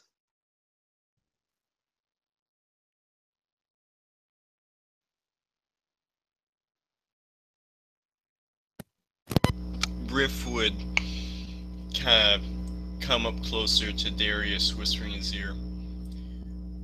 Want me to fall back? Be you ready for him? Your call. There's just kind of at a sort of an intersection, he would sort of look around to some of the following streets and see a few people sort of dotting the place here and there in various states of eh, disrepair, I think you could say. And he would sort of nod to Briff as he asked that and go, "We'll keep walking. We have a job to do, but if they get closer, we'll be ready." Hold them. Unless you Briff would nod and slip back behind him then. Would any of this kind of, underworld seedy, stuff be familiar to him, that he kind of pick up on anything as we go through here? Be it like the actual thing or just similar stuff? When you say like it seems like normal to him, do you mean like that he might have seen in other cities before? Yeah, like any other places, similar stuff. Yeah, so the in other cities, like other port cities you've been in, I mean, gangs are pretty normal. Like groups that delinquents, really vagabonds. This group, the Branded, seems like they're kind of like this vagabond, like a vagabond group. Meaning they've got, but like they seem more organized. Like they've got some sort of like a structure to them rather than just some leader, and then they all just go and do whatever they want to and pool all their earnings together. Like they seem structured. Like this group you see behind you, one of them is obviously a leader, but he doesn't seem like the leader. Does that make sense? It does. So, dealing with a semi-oiled machine at the very least. Got it. Yeah, semi-oiled is probably a good way to like look at it. Like it's not like perfect running like smoothly, but it's like they are trained in at least a little bit. Like these aren't your run-of-the-mill bandits, like highway bandits. Like these are at least fairly trained gangs people. Yeah, but so as you kind of like continue along, are you guys walking just like the main road? I don't think Darius would sort of keep to the main road. Maybe one of the small, maybe like sort of just going through a few alleyways here and there if possible, just kind of crossing into the main road when you need to. Okay.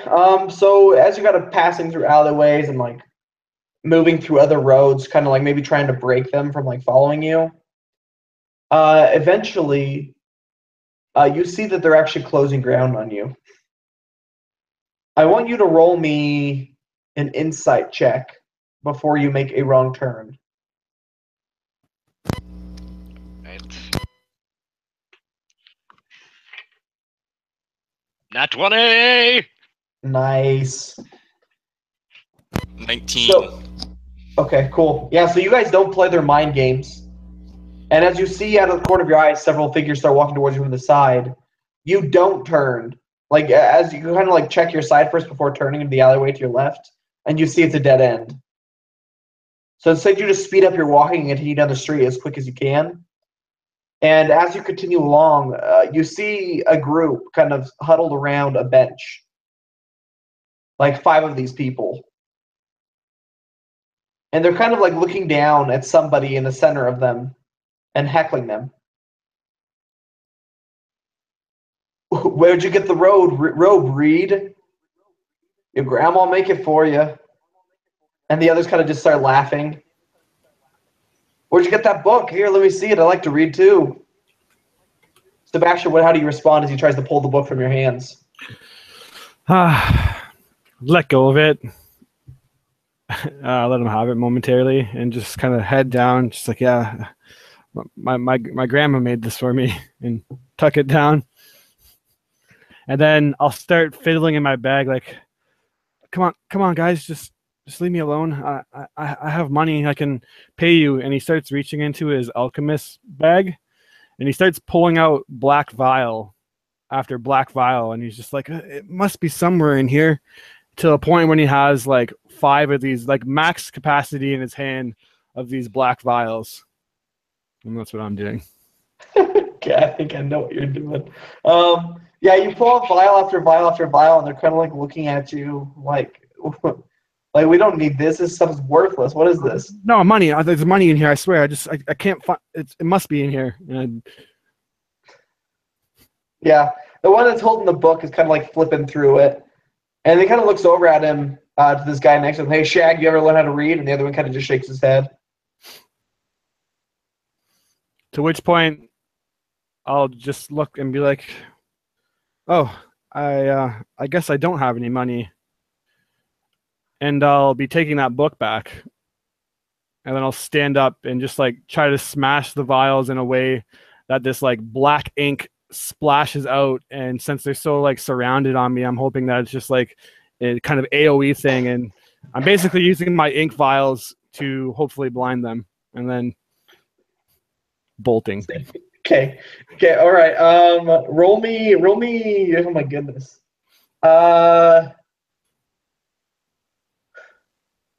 Roll me a luck die first. All right. 8. Nice. Okay, you angled them correctly to the point where actually like shattering them would kind of cause just kind of like this like explosion of ink to hit like 4 or 5 of them. Probably about like 4 of them, like in a little cone. Now I'll go ahead and roll like a con save or something. Con? Okay. Un momento. Okay. No, I rolled for them, by the way. Oh. They fail. The 4 people you hit fail. So you explain how you break these vials. I almost imagine like you kind of crack them like liquor bottles on the edge of the bench, and then swing your hand out so like vial, like ink just. That's actually exactly it. And these ink vials that I have are actually a concoction that he makes. It's not like your standard oil or ink. It's actually magically infused with whatever kind of artificial ability he has.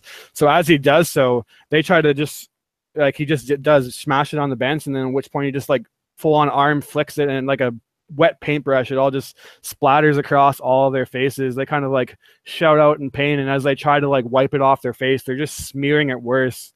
This is definitely like no like ink that you would write with. It's almost like a thick tar. To which point he'll rip the book hopefully out of the guy's hand, and then just bolt down the street. Like he does not want any part of this. He's getting the hell out. Give me a strength check to take the book away. Yeah. Athletics if you have it. Let me see. I think I have something. No, I don't have anything, and I have no modifier. So not 2. Actually, 2? I'm gonna spend inspiration. Okay, cool. Go ahead, give it to me. Natural 19, so just pure 19. Yeah, you smash this dude. You got like a 19. You got like a 9. Perfect. So as you like rip it from his hands, he kind of just like stumbles backwards. I mean, this reedy little dude just like threw ink into his 4 buddies' faces, grabbed the book from his hand with like a strength that he didn't like even know the little reedy dude had. And like I almost imagine, like since he failed so bad, you actually knock him off balance and he falls back into the gutter. And he kind of just like sits there like, what the heck? And as you kind of start to sprint away, you two, you see this all go down. Like you see you see this figure in a really patchwork, crappy robe stand up and just school these 4 guys with like ink to the face, and then knock another dude over as he grabs a book from him and starts sprinting away. So 2 questions. 1, are these clearly the same, type of people that have been following us? Clearly, yeah. And we're still being followed. Uh-huh. Yeah. All right. Yeah. We just kind of start laughing. It's like, stop where he is and just start laughing. He knows exactly who this is. And of course, it's him in this patchwork quilt-looking half robe who is surrounded by these people. No, it wouldn't be anyone else. No one else would look that foolish and be able to perform that kind of thing. And he just kind of turns to Darius like, game time? scrawny halfback. Yes, totally. And there's just, as he started laughing, he's shaking his head as he sees this. The moment he saw the vials and that Ichary tar, he pretty much didn't even need to see the robe. And just as he starts, there's just kind of nudges into Briff and that they should probably follow after him. He's guys are sort of vainly trying to wipe the black sort of, what do you call it, liquid? Not really, off their faces. Just kind of not really sprinting, but sort of that half and half. Yeah, Briff would just kind of get this and just kind of nod, smiling. It's like game time. Pull a sword and run after Sebastian to help him out, because chances are they're about to see some action.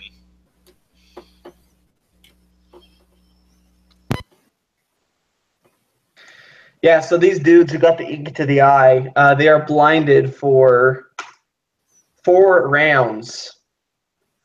The one dude kind of stands to his feet, and he kind of just like starts like yelling, oh, "Get after him, go!" And then he sees that they're kind of just like wiping at their eyes, kind of like one of them pulled like a canteen's like pouring it over his face, not doing anything. And some of them are kind of just like shouting and just like literally scraping at their eyes, trying to get this stuff out. This black slick tar, it almost seems to like burn away the hair on their face, so they have no eyebrows now. So it looks really ridiculous. Like they're just like scraping at it and screaming. The other 5 who were following you guys, they start shouting and running after you. So everyone roll initiative. We can either treat this like a chase or actual combat, depending on how you guys want to run this. Get it? Want to run it? Hey. I hear you. Right. Type it in chat. Yeah. I'm doing. I'm pretty sure Briff is higher dex, so we'll go Briff. Yeah, I only have +1. So do I. Hey, there you go. It's typed now, so. That's our order. Okay, there's your order. Briff, you're first. Briff would run up to Sebastian and say, he'd just be laughing. He's trying to say something witty and make fun of him, but he can't. He's just laughing at him so hard. Sebastian looks at you at first like he's kind of like afraid that you're one of them and he caught up to you, but then when he sees you and then sees you to start laughing, he can't help but like crack a smile himself.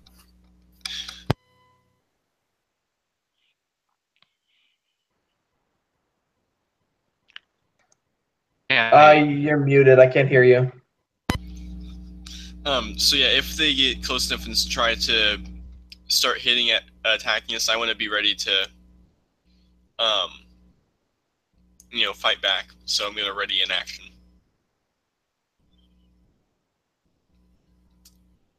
Okay, action readied. Next up, Dari.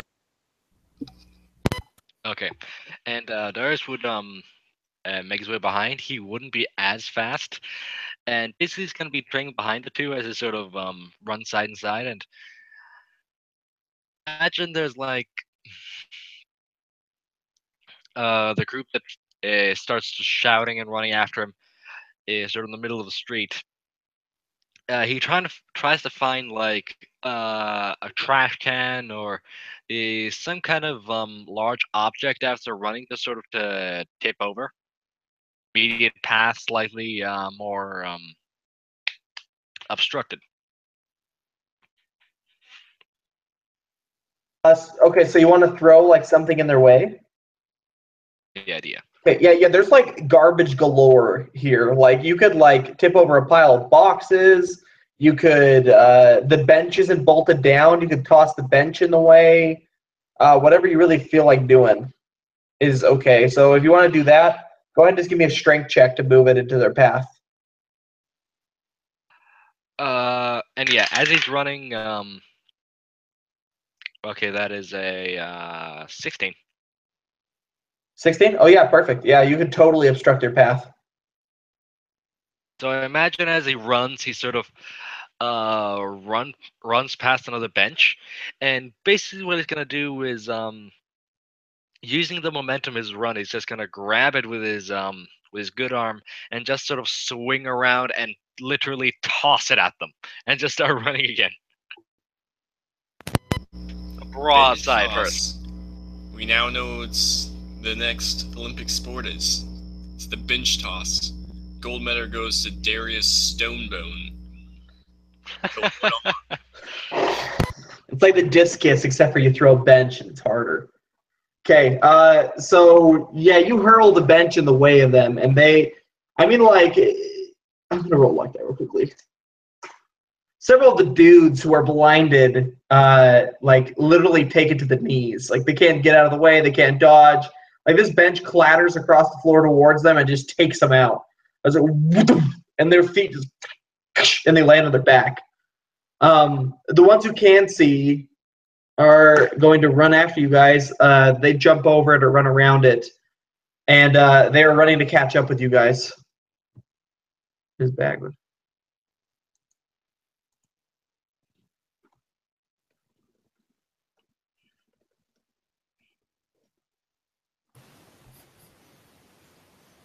Okay, yeah, so they are running after you guys, but they're not going to catch you on this turn. All right, and it's me now, right? So, kind of being reunited with his friends, he would be smiling and seeing Briff laugh, and then Darius toss a bench into the middle of the street and keep running. He himself starts to laugh and says, "What, have you guys finally started to do things my way, running?" And then he too bursts out, like, kind of laughing, and then he says, "Quick, this way," and starts to lead him towards the inn. But what he's also is going to do is reach into his alchemist bag again, and now he's going to pull out another vial, and this one is going to be kind of almost like a snow globe, and as you touch it, the frost kind of like crackles against the glass vial, and basically like a painted window of frost after a night of sleep. It has like these weird kind of snow patterns on him.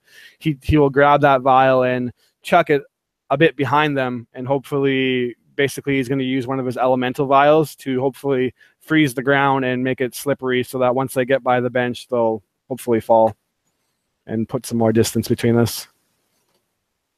All right, more deck saves for the baddies as they chase you guys.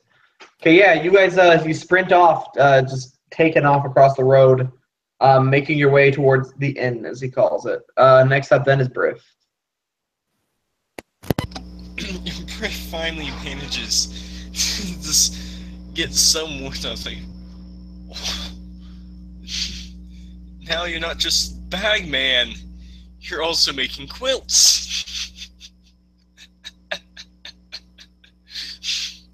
What's next? Booties? Scarves? He's just following behind him.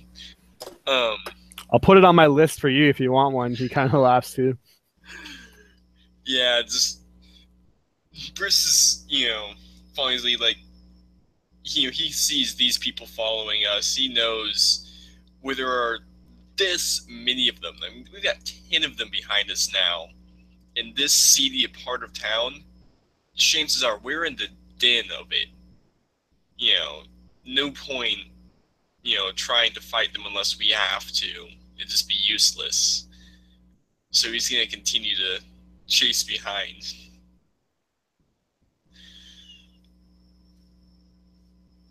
All right, Darius.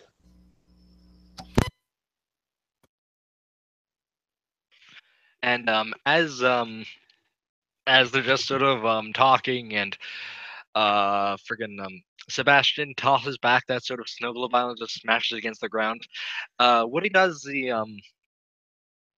he falls after them towards the inn, and basically I imagine they're just running like through an alleyway, and the streets are very cluttered with garbage and stuff like that. As they sort of get close to the actual building, he would stop and basically sort of the one that's closest to them sort of gets closer. He primes his good arm and basically is gonna use the momentum of the other guy and just smack him square in the jaw. So I mean, Just sort of, action then. and basically it's for whatever Sebastian has to do, he's gonna cause a distraction. He's not gonna fight any longer than he needs to. Okay. Okay. Cool. So that's once you arrive at the inn. Is like you're gonna like hold the doors? You're saying, or what? Well, yeah, that's kind of the idea. Okay. Just so they cool. don't get to Briff and Sebastian. Okay. Cool. Yeah. So you guys, you're gonna get there. You're gonna get to the back to the end in like a round, maybe. So you got one more round of running. So we're gonna go to the branded. Okay. So half the group slips and falls. The other group now ones and slips and falls. So yeah, you got yakety sacks going on over there, as people are just falling all over each other. They're like cursing and shouting, and the ones who got like freaking clipped on the knees by the bench are yelling and screaming as well. They pull themselves to their feet, like stumbling after you guys. You guys have got considerable distance on them now, as they've been like tripping and falling all over each other. So back to Sebastian. So kind of caught up in the moment now, and he looks back in the distance and sees them slip and fall, and he's just kind of like laughing with Briff, and I imagine even Darius is kind of has a smirk on his face. And is it safe to say that we like can reasonably lose them? Oh, definitely, yeah. Yeah, if you guys want to ditch them, you So I guys can didn't hear the totally last part. like turn a corner and then just stealth the rest of the way to the end if you want to leave it behind. Yeah, so as we're all like kind of like laughing and smiling with each other, I would look and I'd just be like, where's Fulgrim? Is he drunk already? He's too drunk to be with you guys right now, and he's like starts laughing. Like, that Fulgrim. Yeah, he says this right as Riff's kind of slowing down, putting his sword back, about to say something, and then that comes out. It's like, yeah, that's why we came to find you. He's not doing too well. Smile kind of like instantly. At first, not instantly, actually. He thinks that you're joking. Just like, well, he must have had a lot to drink then, eh? And then it creeps on him. He sees like the seriousness of your face. What happened? Well, what do you mean? He got bit by one of the sleepers, we're assuming. And his wound's been infected with some sort of illness. There aren't any healers here in town that we can trust and reliably help him. Well, not except for you. You're the only one we ever asked. Me? Sleep for days. You think I can do it? A sleeper's bite. Now, I don't need to make like a lore check, Ty, to know that like that's pretty bad, right? Or do I? No, not really. I mean, you wouldn't know much about a sleeper's bite. You just know that like the symptoms they're giving are like bad signs to begin with. Like that the fact that he's been asleep for that long, like unresponsive, like that's a bad sign to start. Yeah. So I would say that I don't know anything about sleeper's bite, but let's go see him. I need to talk to Ithar anyways. See what I can do. It's the least I can do for you guys. And then he kind of like hangs his head low a bit. Sure thing, Grandma. Let's go and get some stuff from your place first, though. Yeah. I imagine like we're probably around there right now and picking up what I left behind. Yeah, I mean, you could tell you're there because of the smell. Yeah. Yeah, like that's how you know it. That's how you know living there is the smell. Hmm. And yeah, like to you two, you guys would not have even known that it was an inn. Like it literally looks like a garbage stall. Like the windows like busted in, like the doors hanging on like one hinge. It smells like it could be a stable. Like it looks like trash. Home sweet home, eh? My humble abode. Can I interest you in any soup? And I'd point to the half-eaten bowl of soup that has like some mysterious one chunk of meat hanging out in it. Yeah, like you pointed the soup, by the way, and like you guys with all your passive perceptions would actually see what looks very similar to a rat being chopped up by the barkeep.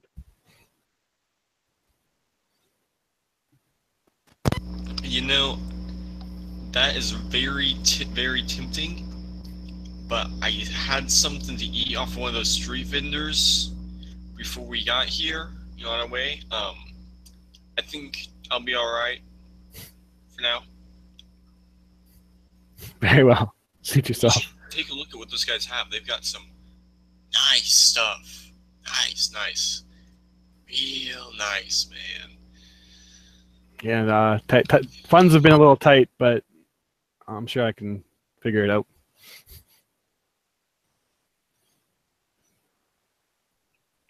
And then, yeah, I'm just like picking up all my belongings at this point, and I think this is my last night here anyways. I think I'm leaving town after this. Oh, so you went into your room? Yeah. Unless... Well, as you enter the room, you see the doors cracked open. Okay. So at which point I would kind of more cautiously, like, basically back against the wall and shush them and peek in. Seeing him do this, Briff would pull his sword back out, knowing something's not right. Yeah, and as you open the door, you would see standing in your room, kind of like she's holding maybe some possession, maybe like a scroll detailing one of the vials or flasks you make. She kind of like looks up at you. She's wearing like immaculate plate armor. Like this thing looks like it's been like well maintained, well kept, well shined. It's dented in several places, showing that she's actually been in battle probably. As she turns back and looks at you, and kind of this like half cowl that comes up over her head, you see straight black hair beneath it, and she pulls it back. Sebastian, long time no see. I recognize them. Roll me intelligence. Intelligence. I'm pretty intelligent. You'd like to think so. Just kidding. 8. Yeah, you can't place a like a name to her face. You're gonna want to put that scroll down, please. This is my room. Who are you? I imagine Briff, as he's kind of doing this, will just kind of look at him sideways, like, dude, you have been holding out on me. She kind of like looks at you, and what's wrong, Twig? You don't remember me? And when she says Twig, that's like the click. You know her now. You know who she is. But you haven't. You guys parted ways like 10 years ago. Last time you saw her, she was living in the gutters with you. It's Ramirna. To which eyes would kind of widen, and I would just say her name, Ramirna. She kind of just nods. Well, there you go. I guess insults were always your forte at taking, but in this case, I didn't know that's what would spark your memory.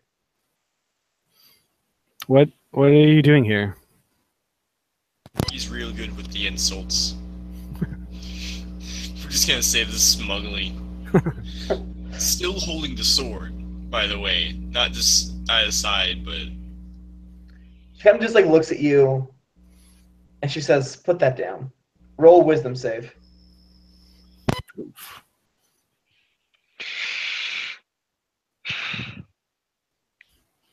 You put it down.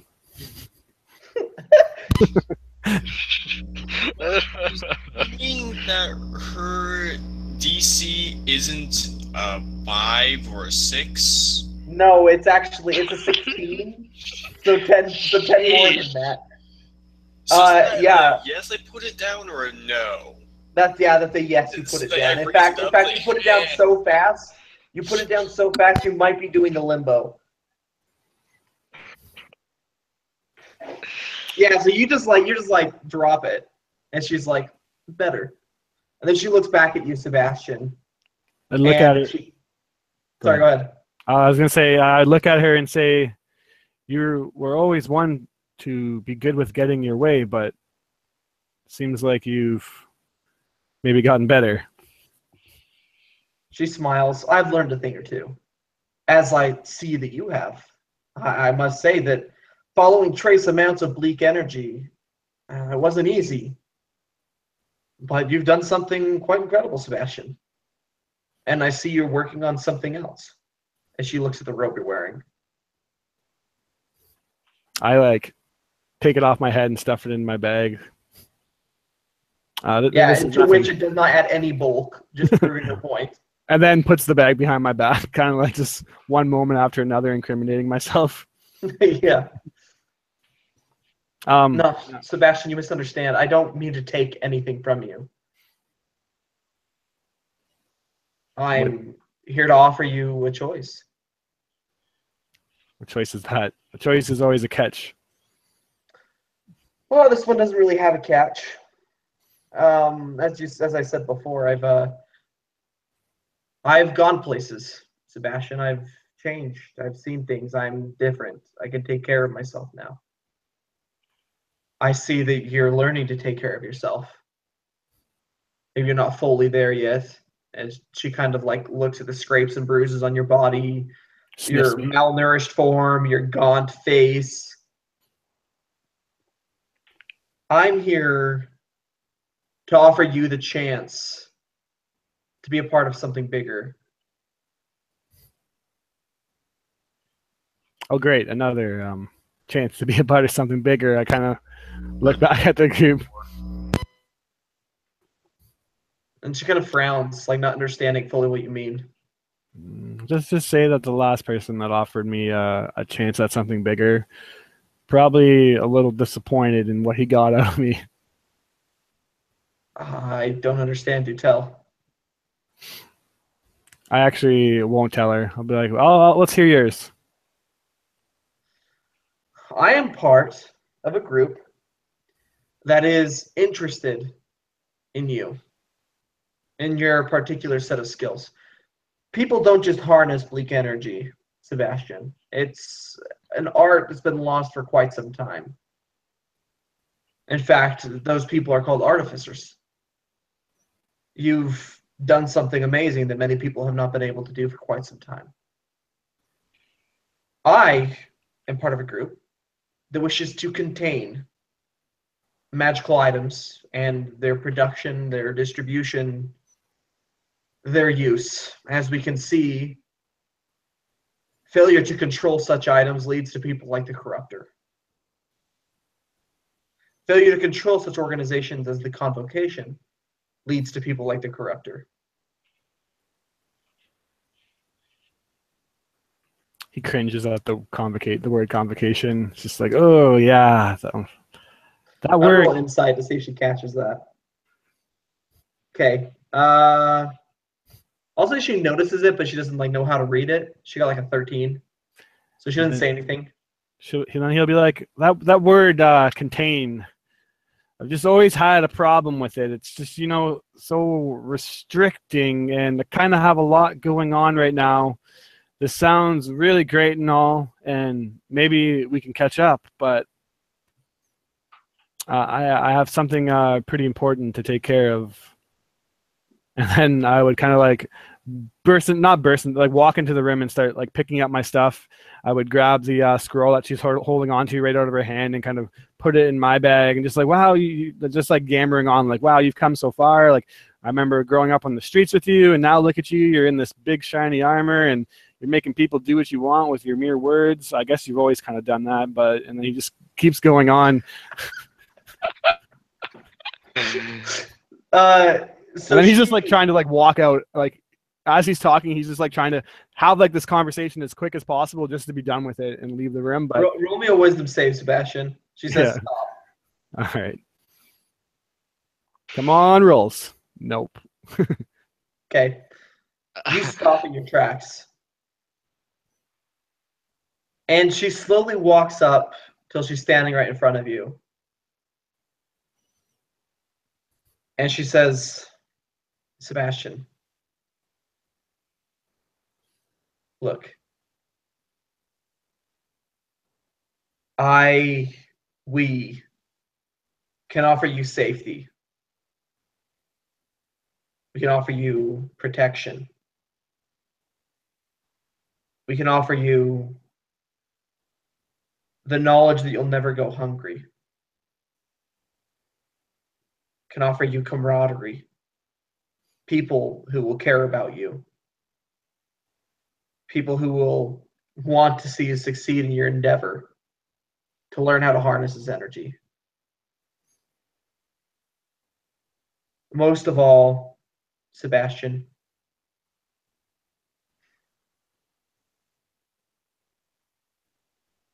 we can promise how to teach you how to use this. Artificers like you are appearing left and right, all over Aeronoth. We've been recruiting them. There are others like you, Sebastian.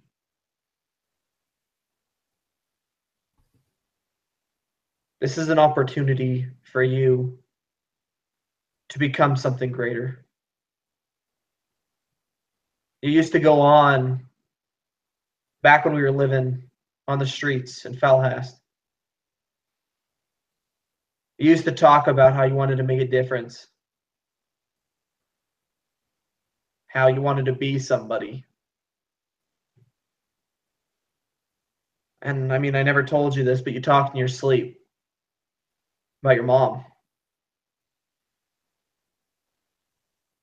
We can help you learn how to protect people, Sebastian. Didn't you always want that? he's kind of frozen there. Oh, go ahead, Briff. Briff, I imagine, now able to pick up his sword since she's given a different command, slowly and quietly does that, hearing her speech and having its words be something that he can even understand, and, you know, the similarities between it and joining the convocation, and walks up to the doorway and just kind of leans on it, listening to her words as if they were spoken to him, but knowing those are for Sebastian.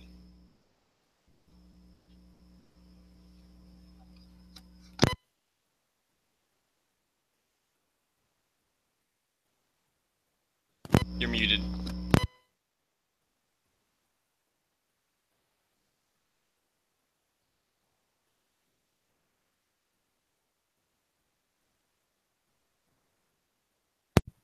Oh, what about now?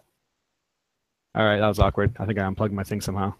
So Sebastian, he hears these words kind of creeping in, and whether he wants to hear them or not, they do start to get through. And he hears the words artificer, protection. He hears the words of his past, and he starts to think about his past with Ramirna, and past that to Brooke. And when it burned down, he thinks back to his mother screaming for him to run, sacrificing her life for his. And to finally hear like this word artificer, what he is. He always kind of knew that he was a little bit different, but he didn't think he was anything special. He just thought he built crappy robes and bags, and that didn't mean anything. But to hear that there's a potential that he's doing something that's unique, can't help but like hear that and think about it, and think about what she's offering. But she looks at his friends, or at least the people he's spent time with up until now, this month, working as a convoker. And he says, Ramirna, it's very good to see you, and what you have to offer, I can't lie. It sounds like something that I'm interested in, but I owe these guys something else first. One of our friends are sick, and if I don't at least go there first and see if I can do something, then all I'll be doing is just running again.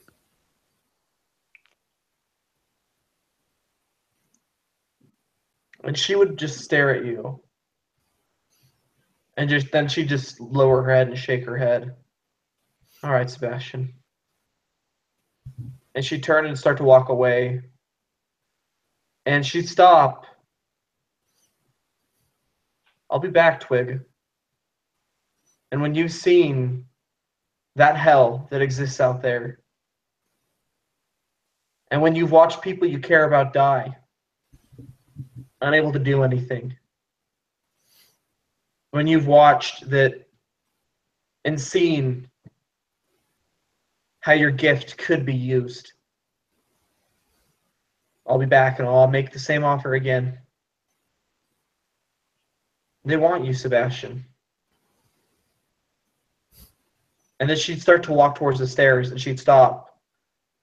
Oh, by the way, your friends are standing outside. You might want to go through the window if you don't want to fight them. And she kind of like point at your robes, or where your robes used to be, and you see, if you were to pull the robe back out, you didn't toss the vial away. You stuck it inside the pocket. So the ink is kind of like seeped down the side of it and dripped, leaving a trail to this end. Yeah. And she would stop again. Take care of yourself, Twig. I'll see you again. And start walking down the stairs. And he'll call out that he will see her again, too. And then it's just like one of those awkward things, like, yeah, I'll see you again, too. She's like, I'll see you again. Yeah. Too. Looks back at Briff, who's just giving him like a disappointed head shake. And then to the window. Briff just kind of like hangs his head.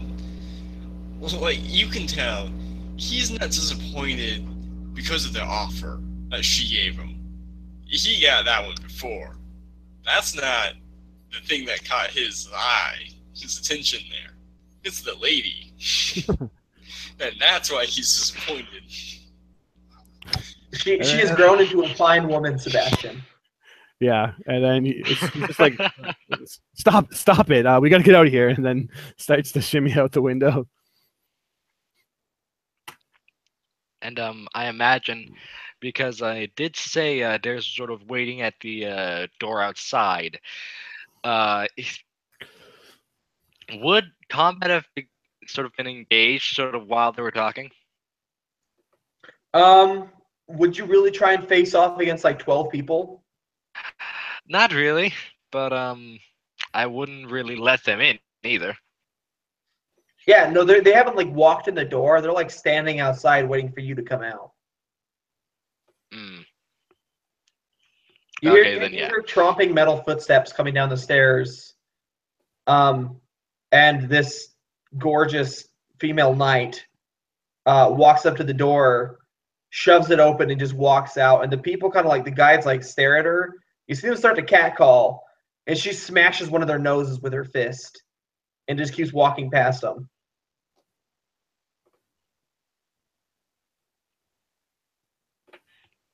Let's just kind of look at that and go, You'd hear a whisper of Sebastian, like, Darius, let's go. Window. and you would snap at that. To the wall! To the wall! And yeah, just kind of rush aside toward the window that's sort of shuffling out of. And he sort of, as he sees that, he'll just sort of take quick, like, quick look at the window and just sort of in his head measuring it to see if he plus his full plate actually fit through the thing.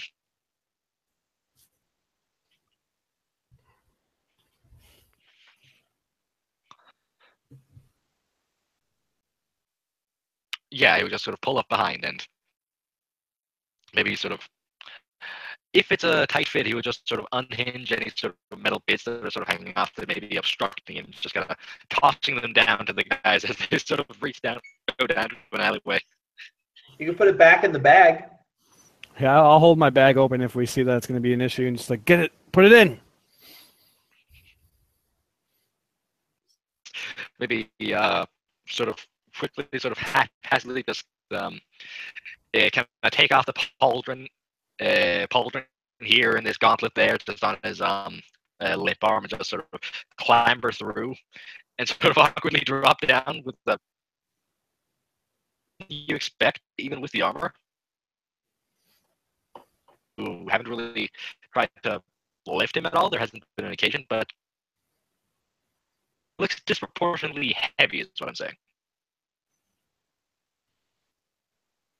And yeah, just it drops down, sort of clambers back up, and sort of leans against the wall and goes, "Let's go."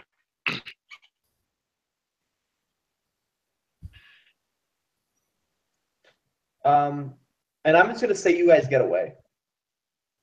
They are not the leaders for a reason.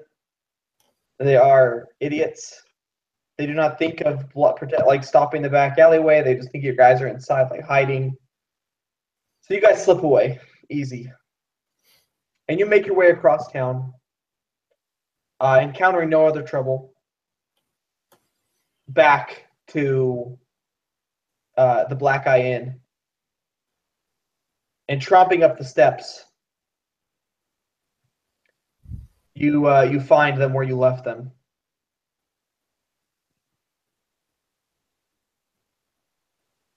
At about this point, as you walk up to inspect them, Sebastian, this inn is kind of on the edge of the city, and there's a window looking out over the edge of the walls. You see deep lines. Well, okay, here, I'll explain this. First, you see several boats, large boats, docked on the shore. And about 200 or so soldiers. A motley crew of soldiers, really. Orcs, humans, dwarves, elves, whatever. Walking towards the city.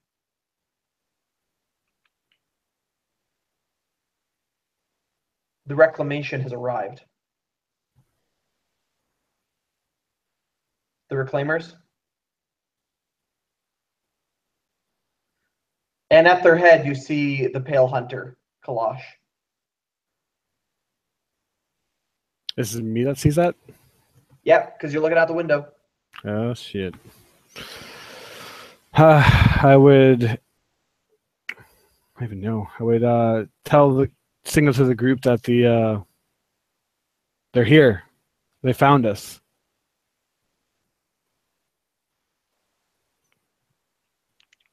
Do a glance to SR and remember they'll be here in about a day at most, or I think that's what you said. And sighed as pointedly as if he was hoping that they would be longer, but not really expecting them to be. But he did not expect them to be so early.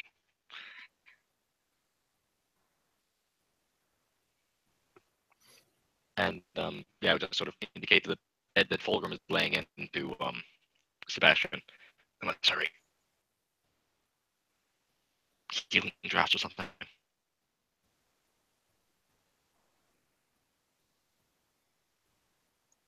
So Sebastian, go ahead and make me a medicine check on Fulgrim. I rolled a... Yikes. Rolled a 9. A 9? Okay. You, with your vast medicinal knowledge, know that Fulgrim is beyond your healing. You know that his disease is too advanced for you to do anything for. Oh. He's just refreshing. Another one bites the dust. Okay. You know that he's beyond your healing capabilities. You know you can probably give him some healing draughts to like give him more time, like to lessen the sickness. Mm-hmm. Just to buy him some time, really. But you don't know how. You would say that maybe he has like 5 days until this disease is in full swing. This hits him hard when he realizes this, but a certain kind of fire is lit that he doesn't want to accept this. That just because he doesn't know how to fix it doesn't mean it can't be fixed. And he just looks back and he tells everybody that it's not good. And I'm suspecting that we know that like we can't really carry him with us, right? Like that would probably be with being chased. It's going to be too difficult. I mean, you could attempt it. If you were to get like a carriage of some sort, it would definitely be possible. If you get like a wagon. I mean, you're on land now. You're no longer going on the boat. Yeah. I would say that I can't do anything here. I need more equipment. I need a better place. If I just have more equipment, a facility or something, I know I can fix this. It's just not here in this shithole.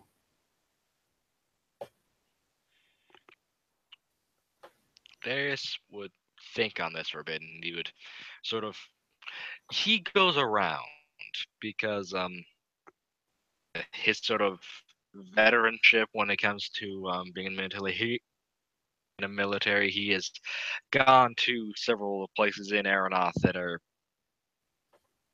would be much better off than Ravenport.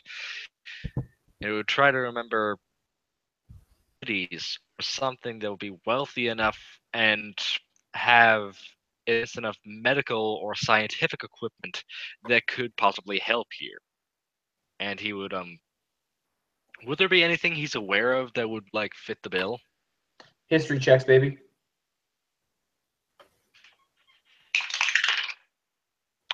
Did I get inspiration for that one?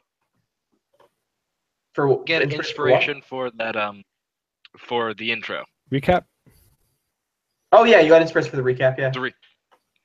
Then I'm using that immediately. Okay. And that's better. So 16. 16? Okay. Sebastian, you go ahead and tell him. Oh jeez. What's the city name, Tyler? Next to us, sorry. White Spire. White Spire, that's what it is. I thought White Spear.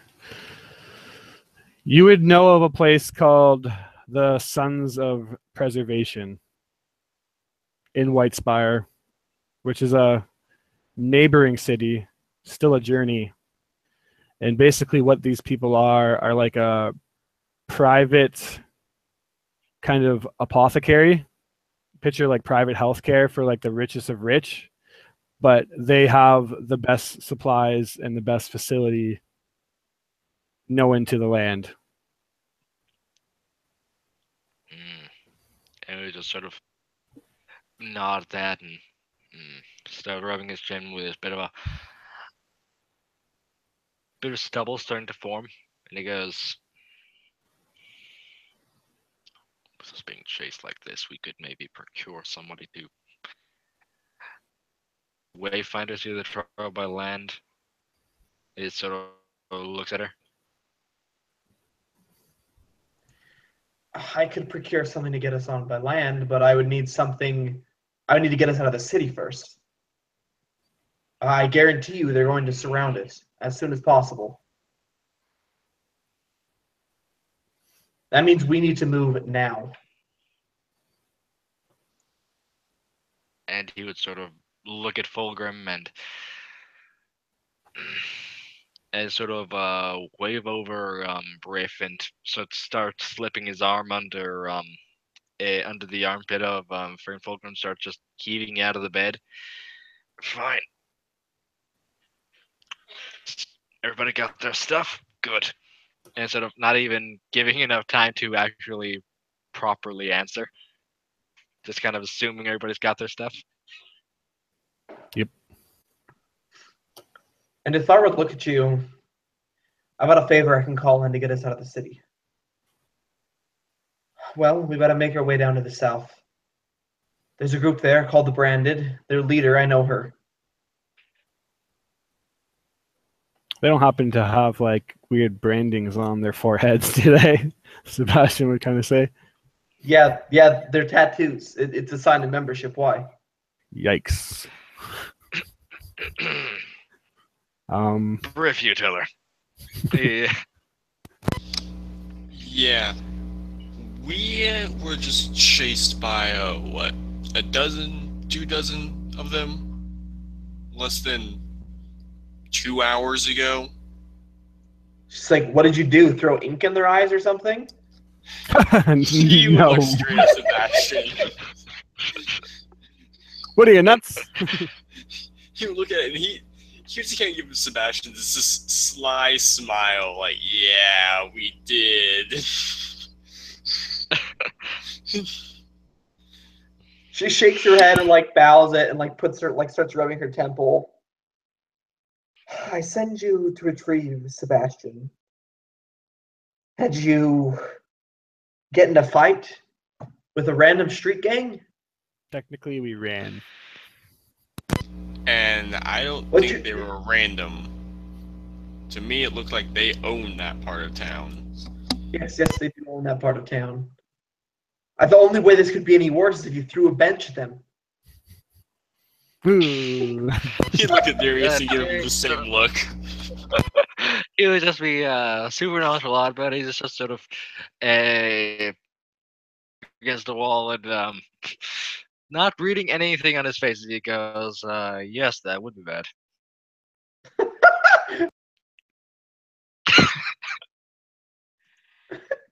She just shakes her head. All right. Well, it doesn't change anything. Resh and I are on good terms.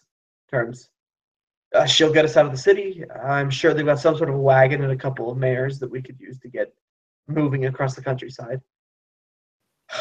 All right. Come on. Stealth's of the essence. She points at Briff and Darius.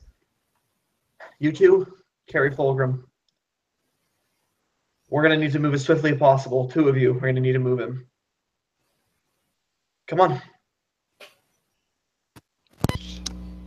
Briff would kind of grab him and almost say some joke about how he's got one hand tied behind him and look at Darius, who's helping him, and just turns like not the time for that joke. Yeah, and you hear Darius mutter sort of as you add your arm to sort of carrying. Oh, you should not be this heavy.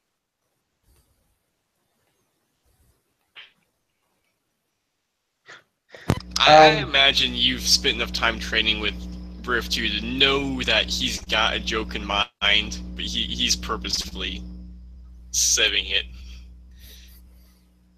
too. So Fulgrim's muttering under his breath, like he's out of it, like utterly and completely just knocked out. As you guys kind of gather all your stuff up, Emran puts all the stuff back in his bag. You guys start to head down the stairs, and Emran catches you by the shoulder, Sebastian, and turns you around. I'm glad you're back.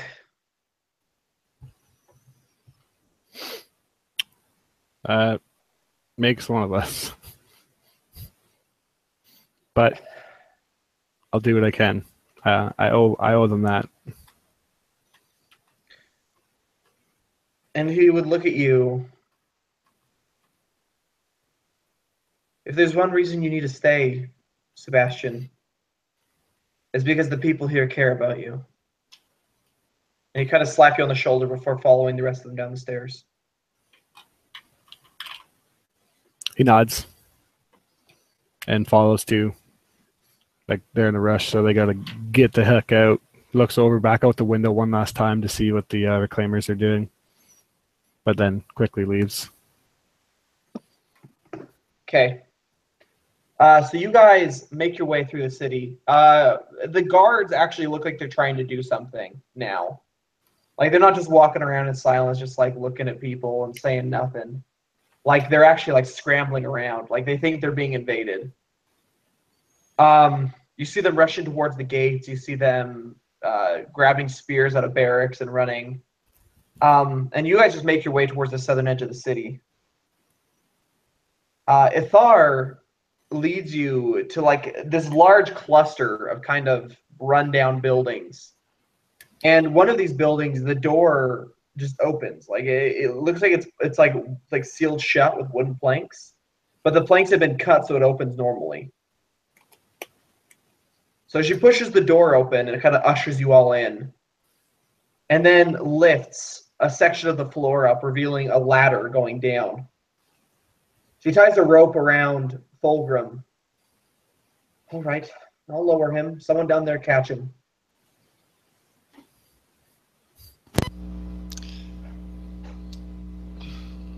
Briff would just kind of look at the other people and it's like, yeah, I'm the only one who can, so you might as well say me. But he doesn't actually like say. He just kind of looks, and just heads down ahead, gets ready.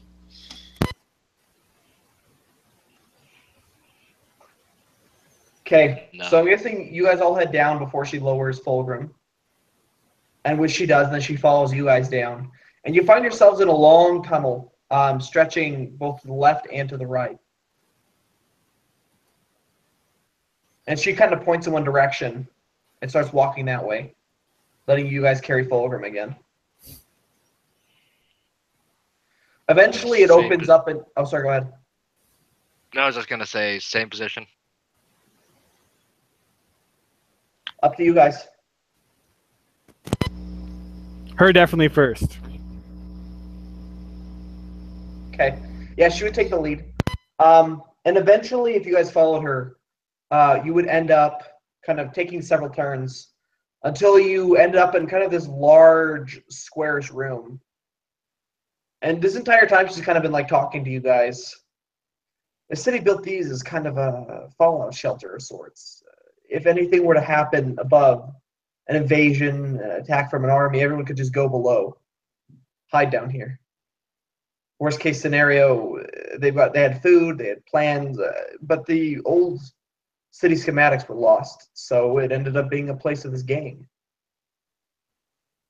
And when it opens up into this large room, you see like crates upon crates, you see weapons, you see several cots where people are lying in beds.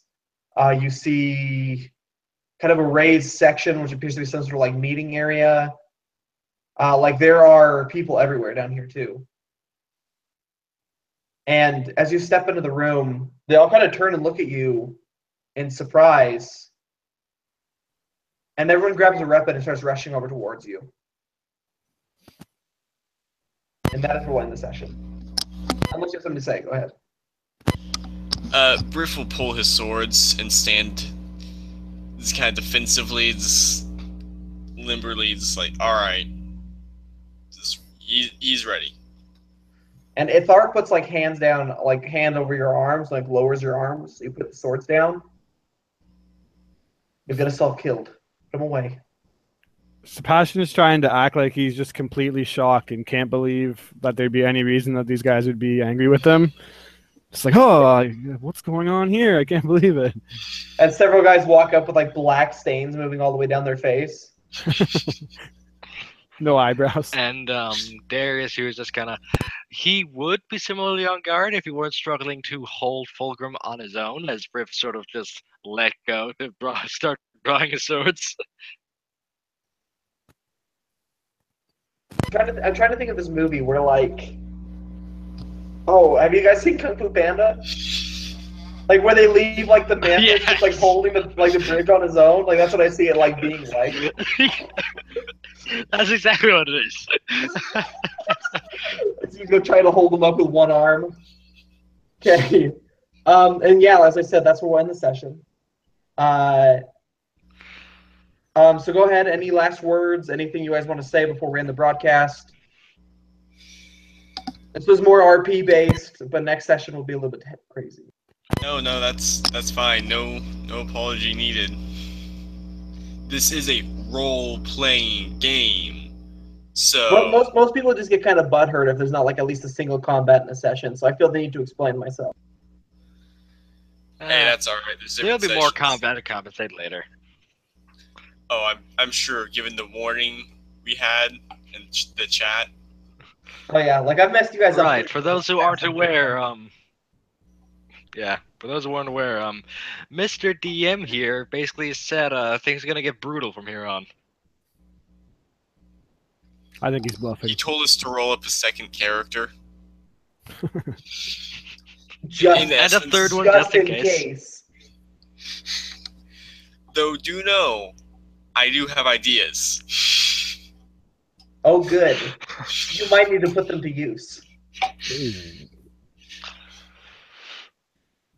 Okay. There's no last words. Oh, sorry. Go ahead.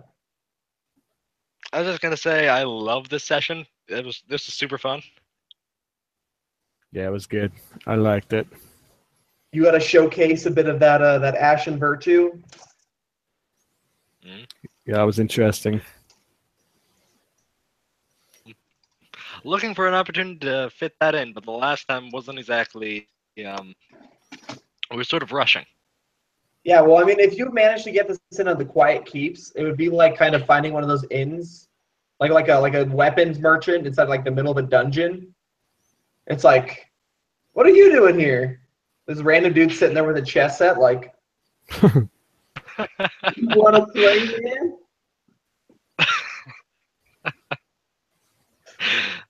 Yeah, that would have been that would have changed things up a tad. All right. But yeah, fun as always, Ty. Hopefully we can get another game going with a little less time in between sessions. Yeah, for sure. And for the record, everybody who's tuning in and watching, one of our characters has just been like really busy this summer. One of our players. So we did this one without him. I mean, it's Harry Fulgrim. So I mean, we'll see if he's there next session. If not, I mean, we're just going to continue until he gets back. So it could be 2 or 3 sessions without him. So we'll see. Everybody, thanks for playing. Thanks for tuning in. I hope you guys enjoyed the session. And we out. Hope you find yourselves on a roll. I mean, that's my cash line, so I just feel like I need to say it.